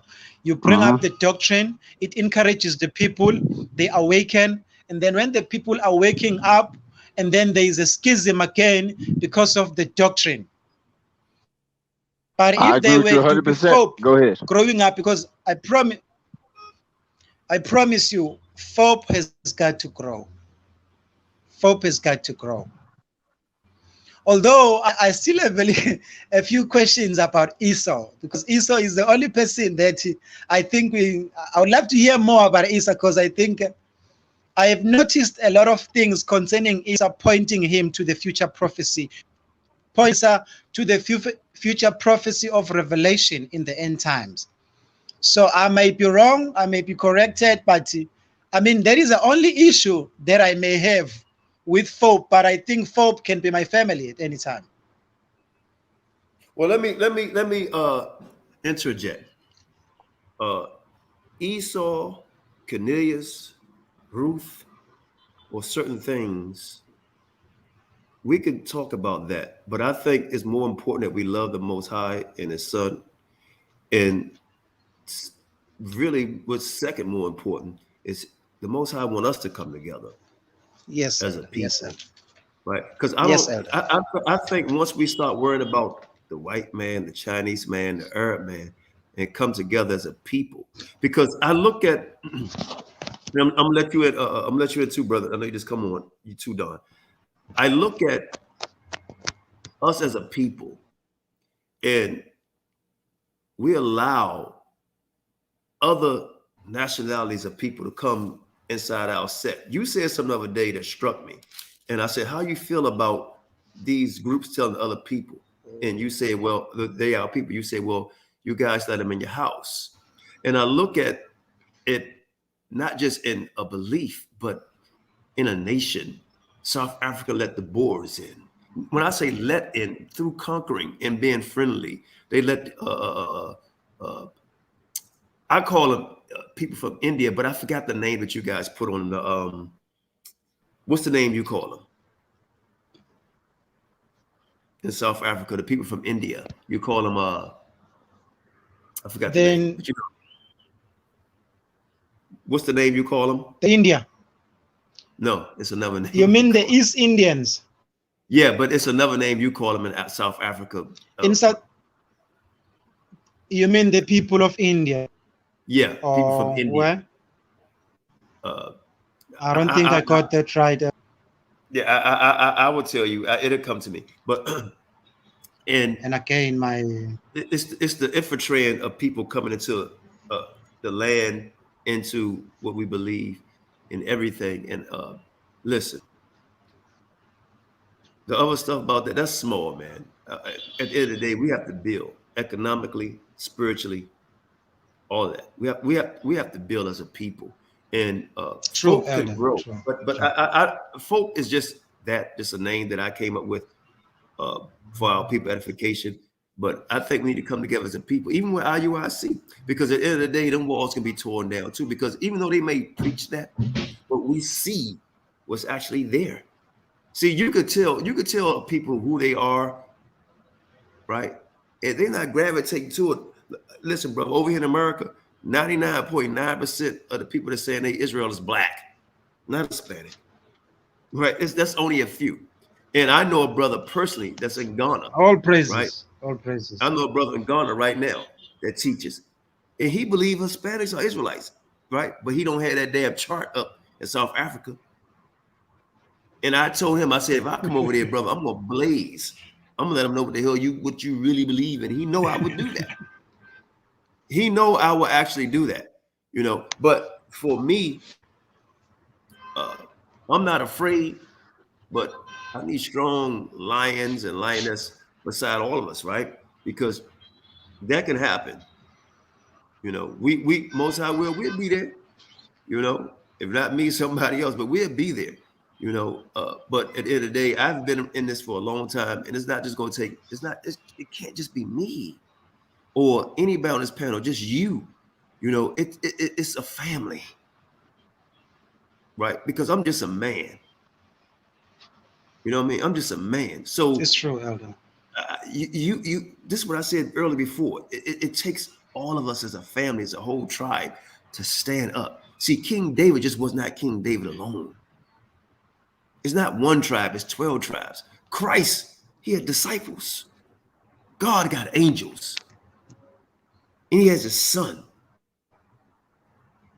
You know what I mean? He created man, but he also created woman. You know what I mean? So everything has a match, a team, a negative and a positive. So it's not just about me or anybody on this line or you. It takes all of us. And I know sometimes we all look at people as that stepping stone. But the stepping stone is in you. Is in all of us that's on this line, this comment board. It's you. It's you. Do you hear me? It's you. You are the bridge. Because see, what I learned to do is not just from the Most High, but it's from other people. Martin Luther King, Malcolm X, Marcus Garvey. See, I watched the civil rights movement in South Africa.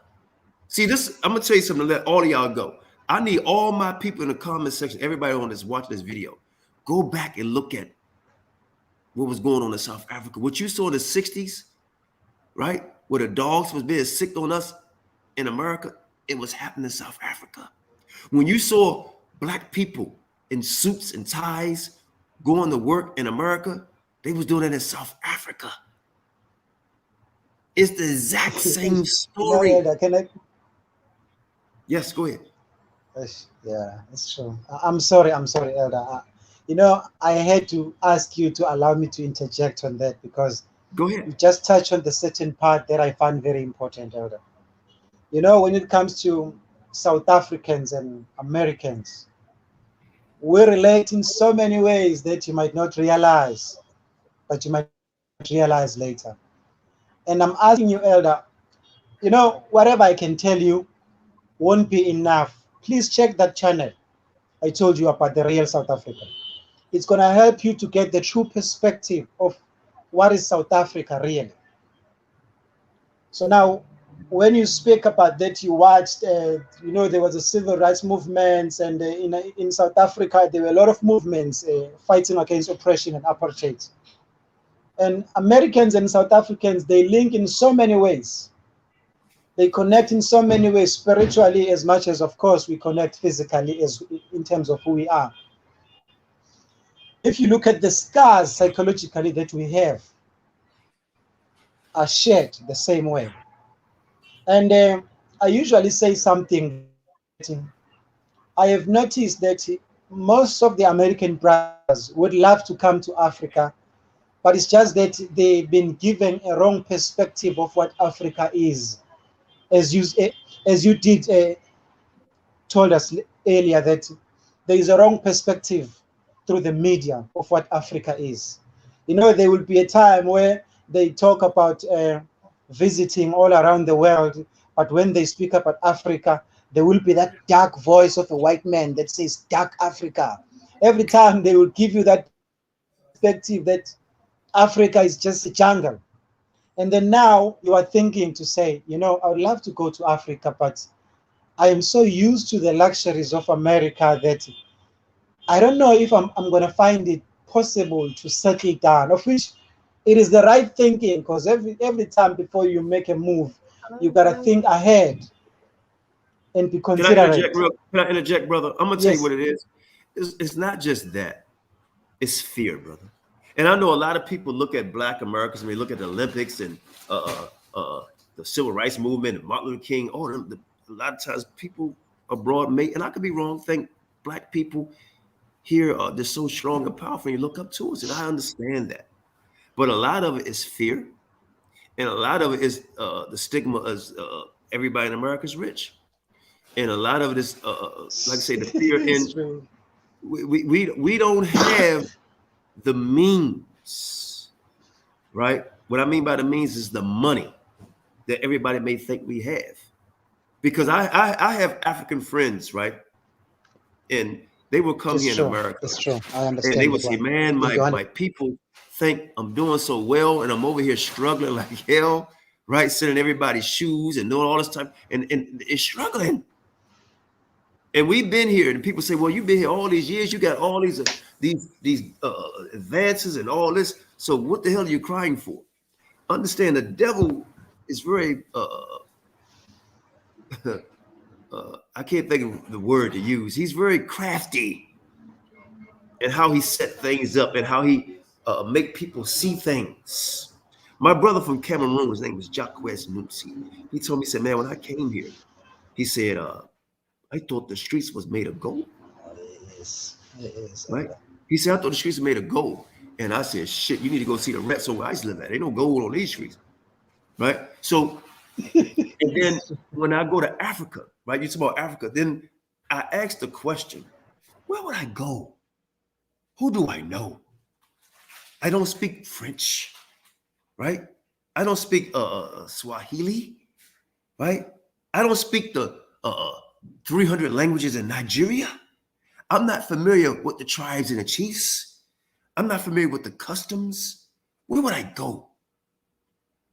Who would I talk to? You understand? So that's the fear, not knowing. Because America told us, like you said, everybody swings on trees, right? And then you got the stigma from Africa to America that all Black people are gangsters and thugs and killers and prostitutes and hoes, all this, right? And all we know how to do is rap. So you have these stigmas set up. So we don't know what to do. That's true. As a people. And a lot of us over here are very well off. And a lot of people in Africa are very well off. But now this stigma been put on us about you and about us. So when we see each other, when you come to America, some Africans come here with attitudes looking at us differently. And some want to come here and love us, but we look at them differently because what the oppressor told us about one another. But guess what the oppressor is? He's there having a ball, having a good time. You And the understand? oppressor is, and the Yes, oppressor majority also, of planes Qanath. from America, they are full of white people coming to South Africa. Full of white people coming. Exactly. Hey, let me let the brother from Nigeria speak real quick. Where you headed in? I want the brother from Nigeria to Yeah, speak real quick too. I want to say something real quick. I'm gonna let the brothers get in. The oppressor also is not just the white man. The oppressor is also these Negroes in these camps, okay, who want to come against Africa. Okay, Israel is Africa. Let me repeat that. Israel is Africa. Our land is Africa, which was all in the what we call the so-called Middle East today. That was all part of Africa. We come from Africa. So how in the hell are you going to deny Africa? True. So my heart is Africa. I keep telling people, I agree with Black Jesus on this one right here. We are African Hebrew. That's who we are. Listen, the Middle East, what Jerusalem is today, that's Africa, folks. All of it. So the oppressor is not just the white. The oppressor is not just the white man. The oppressor is these niggas in these camps. Listen, and I'm saying this last thing too. I think that many of these brothers in these camps are Edomites. I don't think a lot of these brothers are real Hebrews from the seed of Jacob. I think when I'm saying the seed, I mean the seed. I meant the seed of Isaac. I think that many of these brothers are black Edomites. Yeah, Tazariak one. Agents and COINTELPRO. Yep. That's all I want to say. No, you're right on point because Tazariak says we are stinking Africans. Fuck him, man. All right, straight like that. Pardon my language, just like that. All right, but listen, dealing with the Bible. He's not even an Israelite. No, he's not. Dealing with the Bible, right?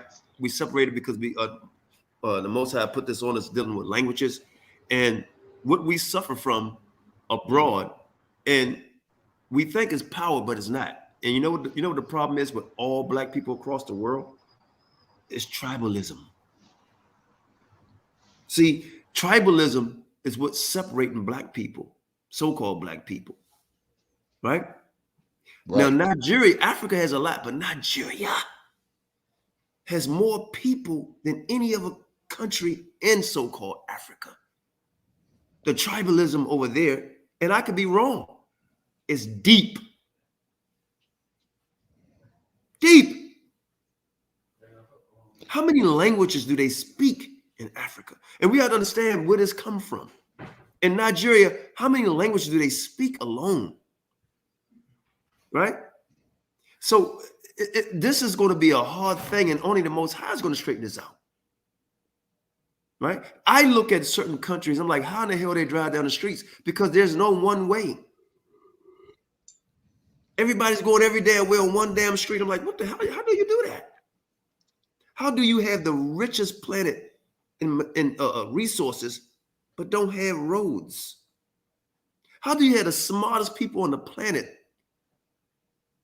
right, who can't come together? But you trying to tell me these people are so smart where they can put us against one another, use our resources, use our creations? You got Magog, Russia, right? Planning war. Do you know where they got this technology from? All of them, they got it from us. And we sit back and watch. All the technology comes from us. So what's the problem, brothers and sisters? What is the problem? The problem is we now come back to the Father and we hate each other.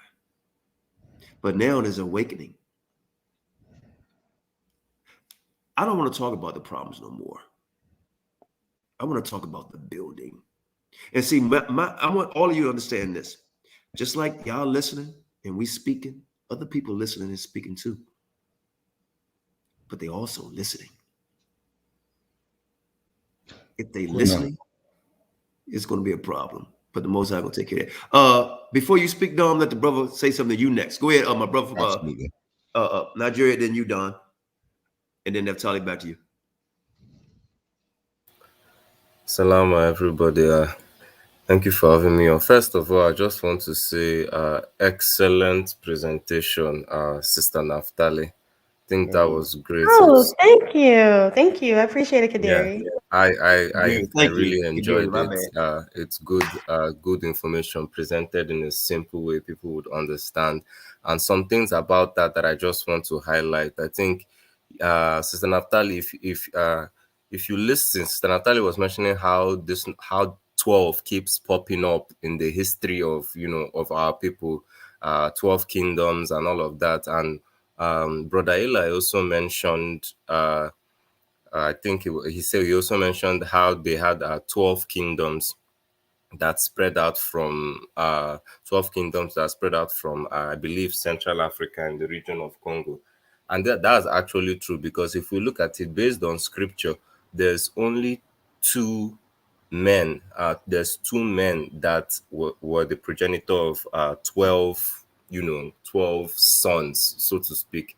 12 sons that ended up having, their own kingdoms and tribes and all of that. And that is Ishmael and Jacob. Those were the two people. Ishmael had 12 princes, 12 princes, and Jacob had 12 children who ended up being being the patriarch, the 12 patriarchs. And if we look at the Bantu people, they had 12 kingdoms.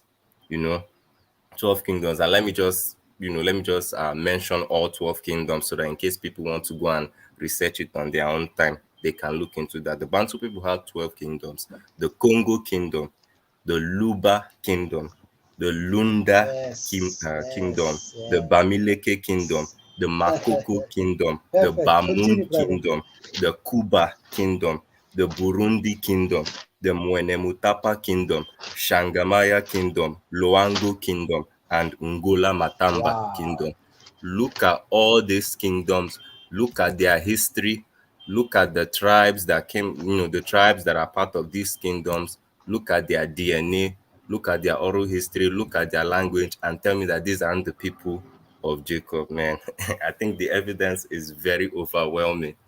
It's very overwhelming, and it's very difficult to deny. So for all the people saying that we are identity thieves, how is that possible that we are identity thieves when we fit the blessings, when we fit the curses, when we fit everything, just even the most minute details about the children of Jacob, both the men and the women, we fit it, but yet we are identity thieves. I think people are just being intentionally disingenuous, because they don't, they are, maybe, I don't know if they are trying to delay the prophecy, but you may delay prophecy, but it will still come to pass at the end of the day. So the sooner you accept who the people are and just make peace with it, the better for you, because you're fighting a battle that you eventually cannot win, because this whole awakening process belongs to the Most High, and your arms are too short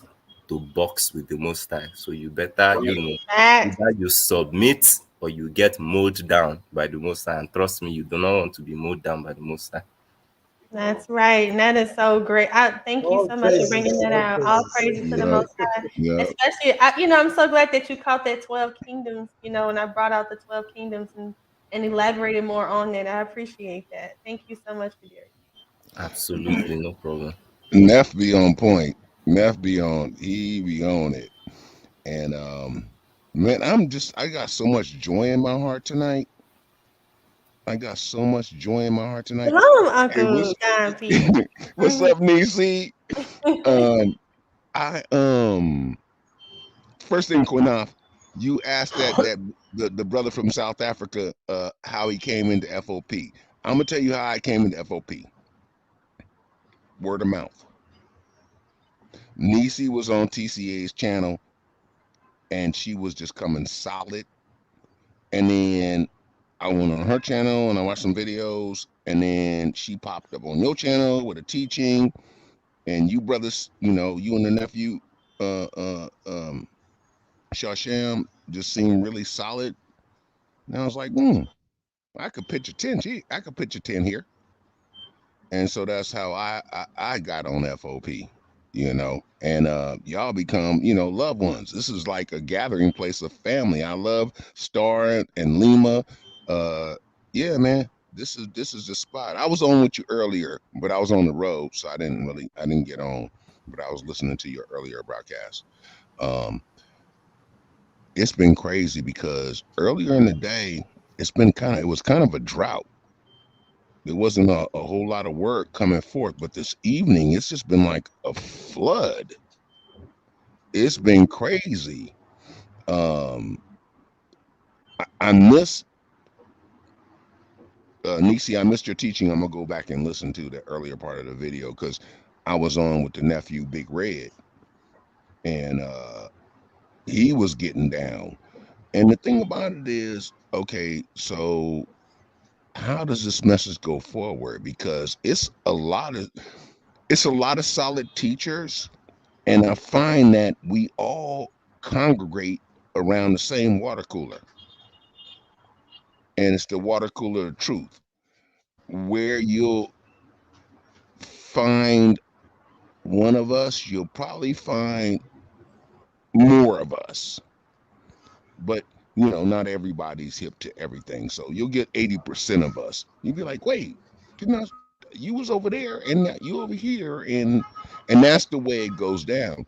And in terms of how do we do this in South Africa, how do you defeat? Because you got to look at it like this: all these religions have come into those countries with their various different scriptures in front of them, with the agenda of gaining ground in those countries, whether it's Christianity, whether it's Judaism, whether it's Mormonism, Seventh-day Adventists, which is actually the second largest organization outside of Catholicism. They all come in with their doctrines of demons. And, I the Most High called it. He was like, my people perish for the lack of knowledge. And that's why there's a narrow gate and there's a wide gate. And I really feel in my heart of hearts that the people I see before me and that go on these other platforms that somehow, some way, kind of, sort of make up our orbit, we all walking in that. And we all walking in that narrow path to go through the narrow gate. And I really feel that way, and it breaks my heart because my grandmother had 32 grandchildren, and really, I'm the only one that the Most High said, "Come out of the world, come out from among her, and be separate." And That's he told me in the powerful. same voice. He told me in the same voice, "Do not take that jab." It told me the same distinctly. And so the stuff that I know about that thing now, I'm like, thank you. Because I don't know if that's the mark. I don't, because they got some other stuff going on. They got some real deep stuff going on that they about to implement on the people. And I don't know if that's it, but I know that's a DNA form changer. So it changes you from being a human being. And like Big Red was saying earlier, who did Ha Mashayach come to save? But the true humans. Well, we know that we the only people that have like pure DNA. So yeah, you let them folks alter your DNA and you might have just took the mark. Because 6 is the number of man and 3 is the number of perfection. And the only thing that man ever created was technology. Hey, hallelujah. Listen, we're not gonna be on too much longer, but we may be small, but we carry a big stick, and that's the Bible, and that's the power of the Most High.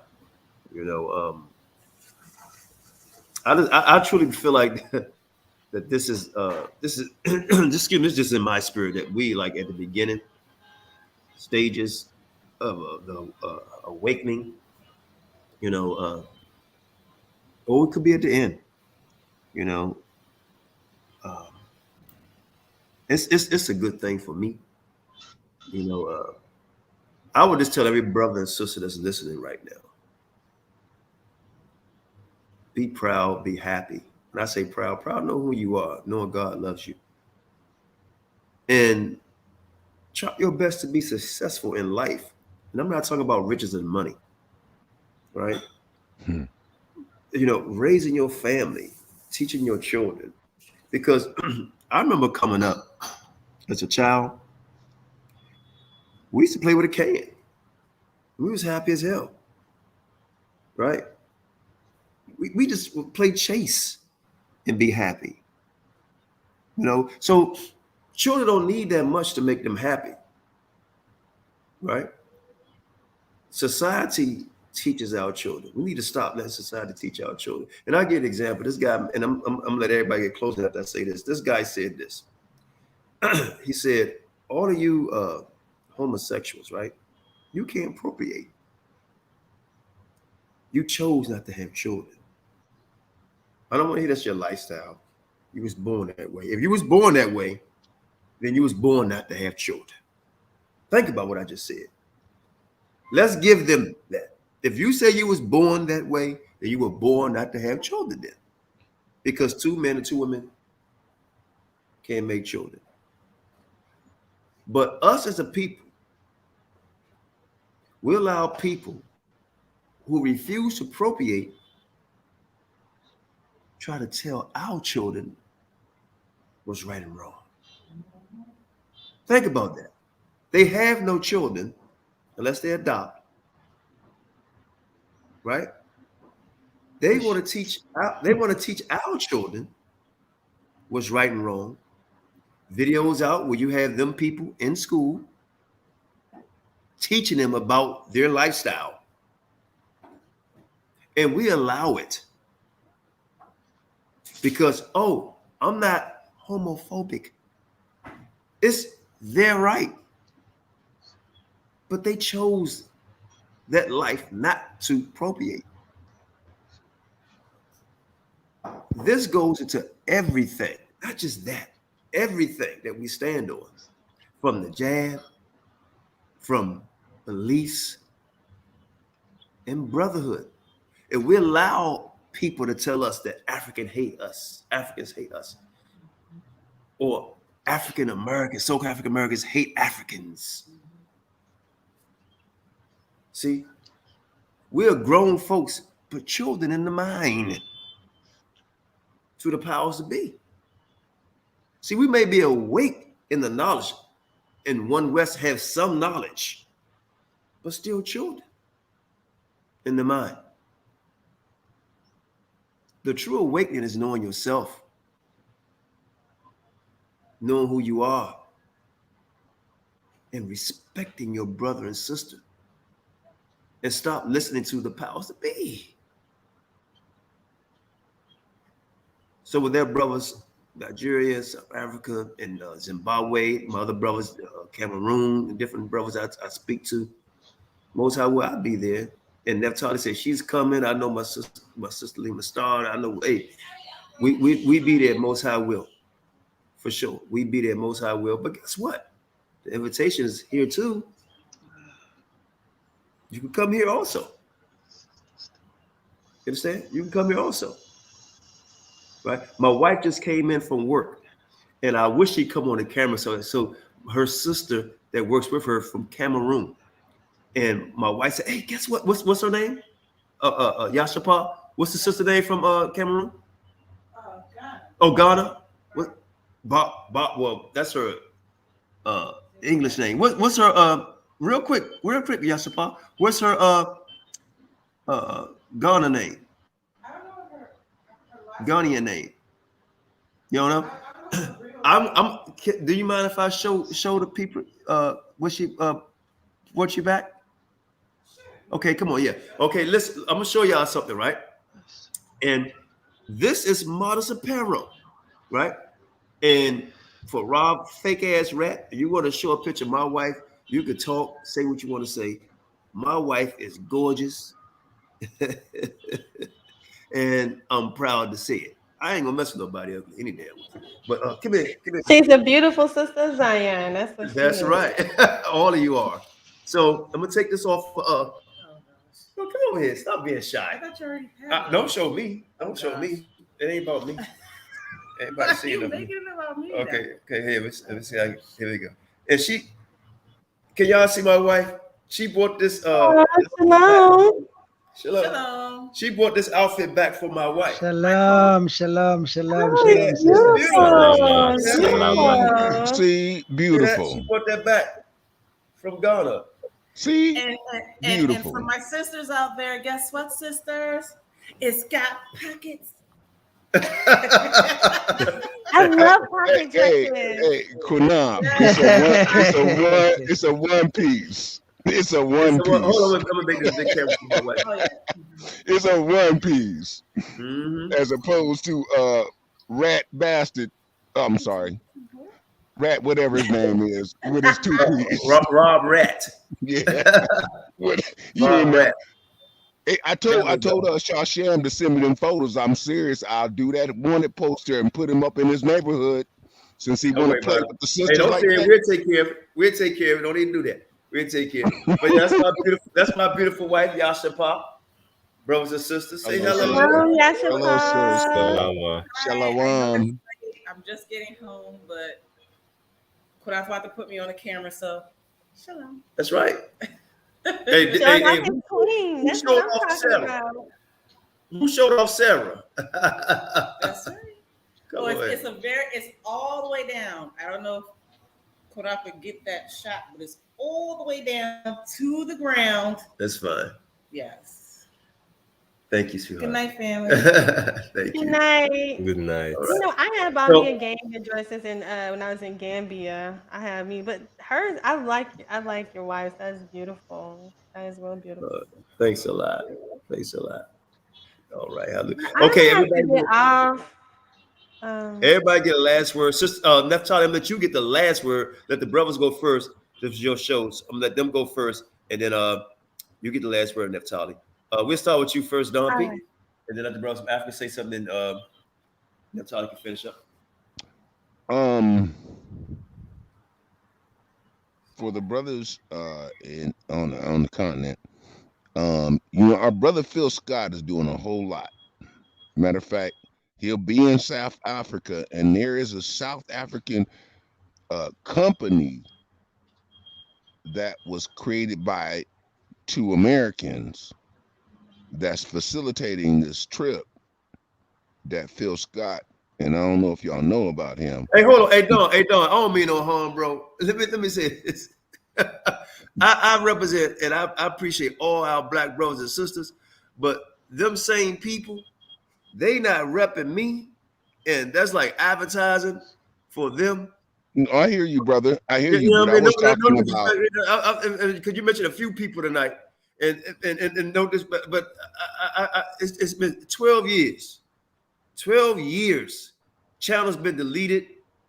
They got me dressed and put dresses on me. Call my wife a hoe. All this kind of stuff.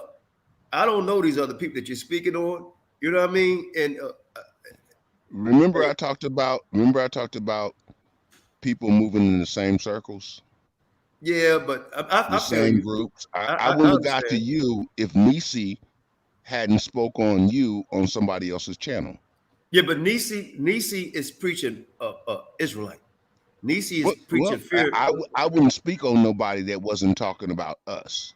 I got you. At all. I understand, bro. I just for me, I'm just saying for me, I just and I feel you. I feel you, Doc. Yeah, you know I feel you, Doc. I mean, I do feel you. Right. But the thing about it is this: if, like nephew was saying, hey, look, we need to reach.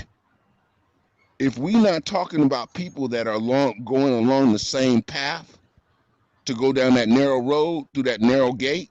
Mm-hmm. But you know what, Don? I'm gonna tell you why I say that. Okay. And I don't want to bring these people up, but I let other people come on this platform. Naphtali, my witness. I let other people come on this platform and try to actually help them build channels. More than one. Because they told me they was my brother. And I had sisters come on here who told me they were my sisters. Right? And I couldn't find out it was all about them. And then when I did that, other people that was watching this platform, that we was trying to get them to love and understand the Most High and show the brotherly and sisterly love, I introduced them to them people, and them people turned against us, and in turn led them astray. And I'll give you one main example, who we always speak on, One West. Man. Right? One West, because they teach the Bible. They teach love God, right? But in the background, it's totally different. So I've supported brothers and sisters who actually try to help build their channels up and everything, and they turn coat. I don't know these people. So I can't, for me personally, I can't allow that because I don't know them. I don't know. You may know them, and I trust your character and your judgment, but I don't know them. And I don't want to be responsible for, they may believe 99.9%, but it might be that sour pickle that's teaching something else that may lead them to hell.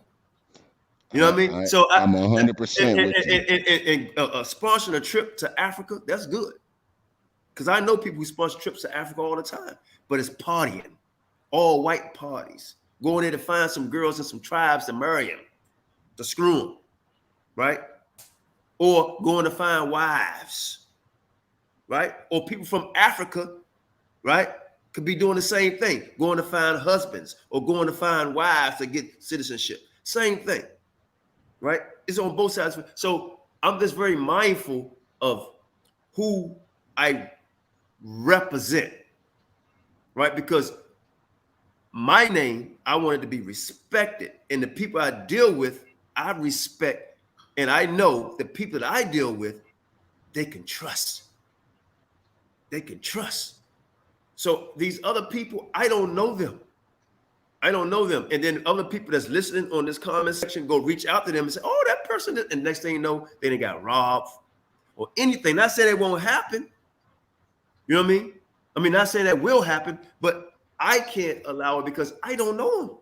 And I've been around a long time building all these channels with Shasham, channels that got lost, and dealing with people who came to my home, stabbed me in the back, right? Looked at my wife, I had threatened to throw him off the balcony, right? All kind of shit. And if I say, you know what, go Dr. Zeus, he's a dissident third, and the next thing you know, Dr. Zeus, he trying to screw your daughter. Well, I learned from that person from that channel. I just, you feel me?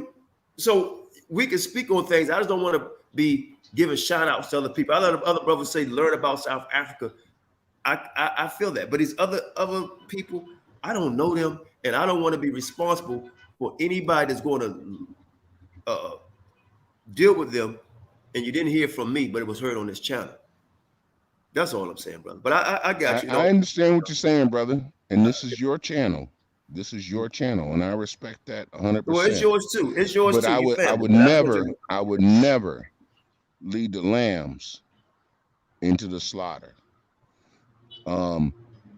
Yes, there are people that have certain focuses on their channel. Okay. That one individual. Excuse me, can I just help the brother about something? Excuse me. Go ahead, brother.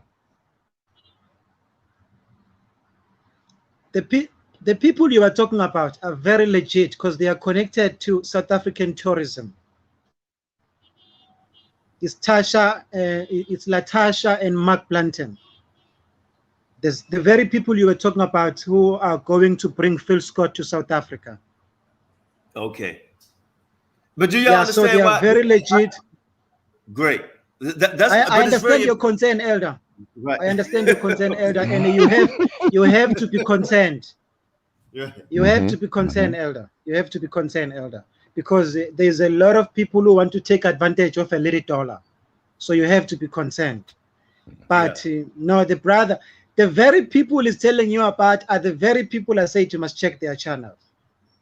So I'm sorry, I just wanted to help on that part, but please continue, brother. Thank you. It's very important for me, and and like I said, I know you wouldn't mislead nobody, but I just have to say that for protection for me. Yes, Elder. You understand? Yes, for Elder. me, because I don't want to see nobody get bamboozled in any shape, form. And I think this is what I would think. I would say this, because when we go live, Naphtali would tell you, sometimes it's best to come on live. I mean, before we go into live, you know, or you come on and just know, because it's important to me. And if you know, both of y'all know these guys, now you got a witness, Don. You know what I mean? Now you got a witness, like the Bible said, 1, 2, 3 witness. Now you got a witness saying them people legit. So we could rock with that. I just don't want to be caught out there, man, and because that happened to me before. You know what I mean? And I got blamed for it. They were given authority by the South African tourism industry, specifically. Okay. So it's so, all right. No, nephew. I thank you. Because go ahead, Don. Go ahead, you got it. I love my people. I Yeah, know. go ahead, Don, and then we let the other brothers finish their time. Go ahead, Don. You ain't got to rush, but go ahead, Don. Yeah, I know how it is to be hurt. And I would never want to lead my people into a place where they get hurt. So, like when I'm talking about this person or that person, I might say, well, Nisi know that person. She been on their channel, and that was how I got connected with, you know. So that's my heart, man. I want our people, see, the thing about it is we got to have strength in numbers. And yes, we have to verify everything. Absolutely. Because it's snakes in the grass. But if we don't build any unity, and we got to build transcontinental unity, it's not that we need to do anything. It's when Ha Mashayach comes, he's the commander in chief. We just got to fall in line, but we need to be unified. The force, because he's only going to use a small number. We got to be unified, so we got to know who we can trust over, you know, things. And so I believe that the Ruach HaKodesh leads us into all truth. He leads us into the people in the paths of righteousness. And in those paths of righteousness, I'm going to meet Naphtali. I'm going to meet Qanath. I'm going to meet the nephews on the continent. And they are so intelligent, not only on this channel, but in the world. You see what they doing for these folks. They get them into colleges, getting them degrees, undergraduate degrees and graduate degrees, because we are the original people with no hybridization. And there's some stuff coming down the pipeline I don't even want to get into. But I love y'all, man. I bless y'all. I pray for y'all that the Most High would continue every day to lead you to the destiny and the purpose that he created you for, because he did that for all of us. He created us with a destiny and a purpose. And I pray his hedge of protection about you as you move about, that he keep you from accident, incident, harm, and dangerous way when you step out tomorrow in your venture, and he bring you back safely into the abode that he gave you. Hallelujah. Hallelujah. Hallelujah. Hey, Don, you send me your number in my email so I can talk to you. Yes, sir. All right. I don't really talk to a lot of people, but we can talk, bro. We gotta meet up. Definitely do that. And I'm gonna let the brother say something, but before I let them do that, and not to keep riding that horse, but it's very important. I'm glad y'all recognized where I was coming from. I didn't mean no disrespect, but it's very important for me. I just don't want to see no harm come to nobody off of this channel because we recommended something. And we Bible-based first and building a nation, and I understand dealing with tourism and finances and dealing with the economy, right? With trade and traveling and so on and so forth. With like you said, with the South African government, and it's building with that in tourism. When you go on them channels, please shout out F.O.P.E. You know what I mean? Because we plan on doing some traveling here also. So one of the brothers from the continent, go ahead and speak, and then we'll let Naphtali get the last word. Either one. Who would want to go first?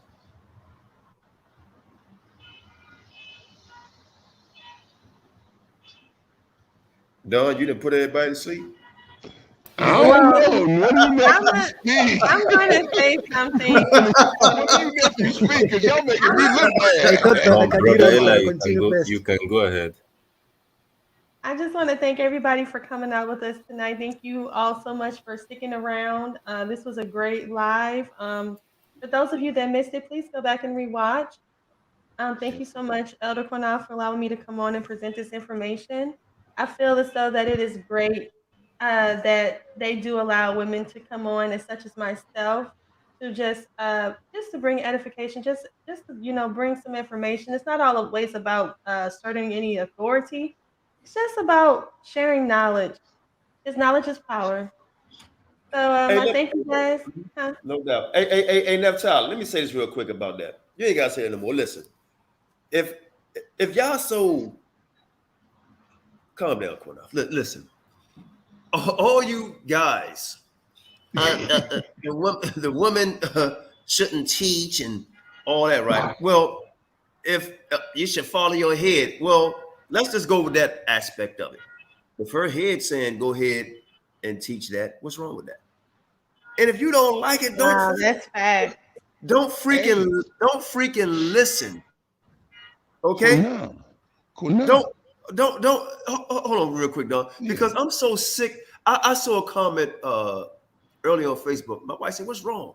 I said, "I'm sick of it." She said, "What?" I said, "I'm sick of these guys talking about what it's first or second Timothy, whatever it is." I said, "Man, I'm so sick of this because these guys don't understand. They don't know the difference between apples and oranges.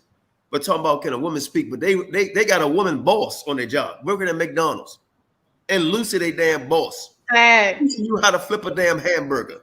Con. You know what I mean? It wasn't for your mother, your grandmother. Right now, some of y'all are grown and still listen to your mother and grandmother. Some other woman teaching. And then you come on certain channels. Where are your videos, your classes? Or your woman? It just makes me sick. It makes me sick. And then whoever this Ethiopian person never came on. Never came on. I ain't forget about you. All his mouth. I know I got a warrior spirit, and I don't know how long I'm gonna be here, but somebody gonna catch one straight right to the damn jaw if you ever run into me. Oh man. Hey, Qanath, it go a little deeper than that. But the thing about it is this: the sister stepped out, her head is covered. Okay. And then y'all gave her a place to do it, but she also has her own place. But her head is covered. Because her man, hey, don't I was saying to her earlier, where's he at? Don't mess with him. Y'all want to leave him alone. When his woman is doing what she's doing, that ain't no game. Bastards, a lot of you niggas don't know nothing. And on the low, and I'm gonna tell you, I watch certain videos. On the low, y'all learn from the sister because you repeating the shit like you brought it out. I be watching. Okay. I see it. I just don't say nothing.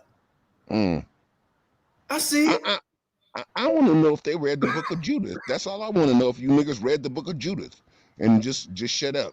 Man, it don't matter, bro. They got to go back to read ABCs 1, 2, 3. Dr. Seuss. Hey, one of you brothers, y'all go ahead, man, because I'm ready to close it out.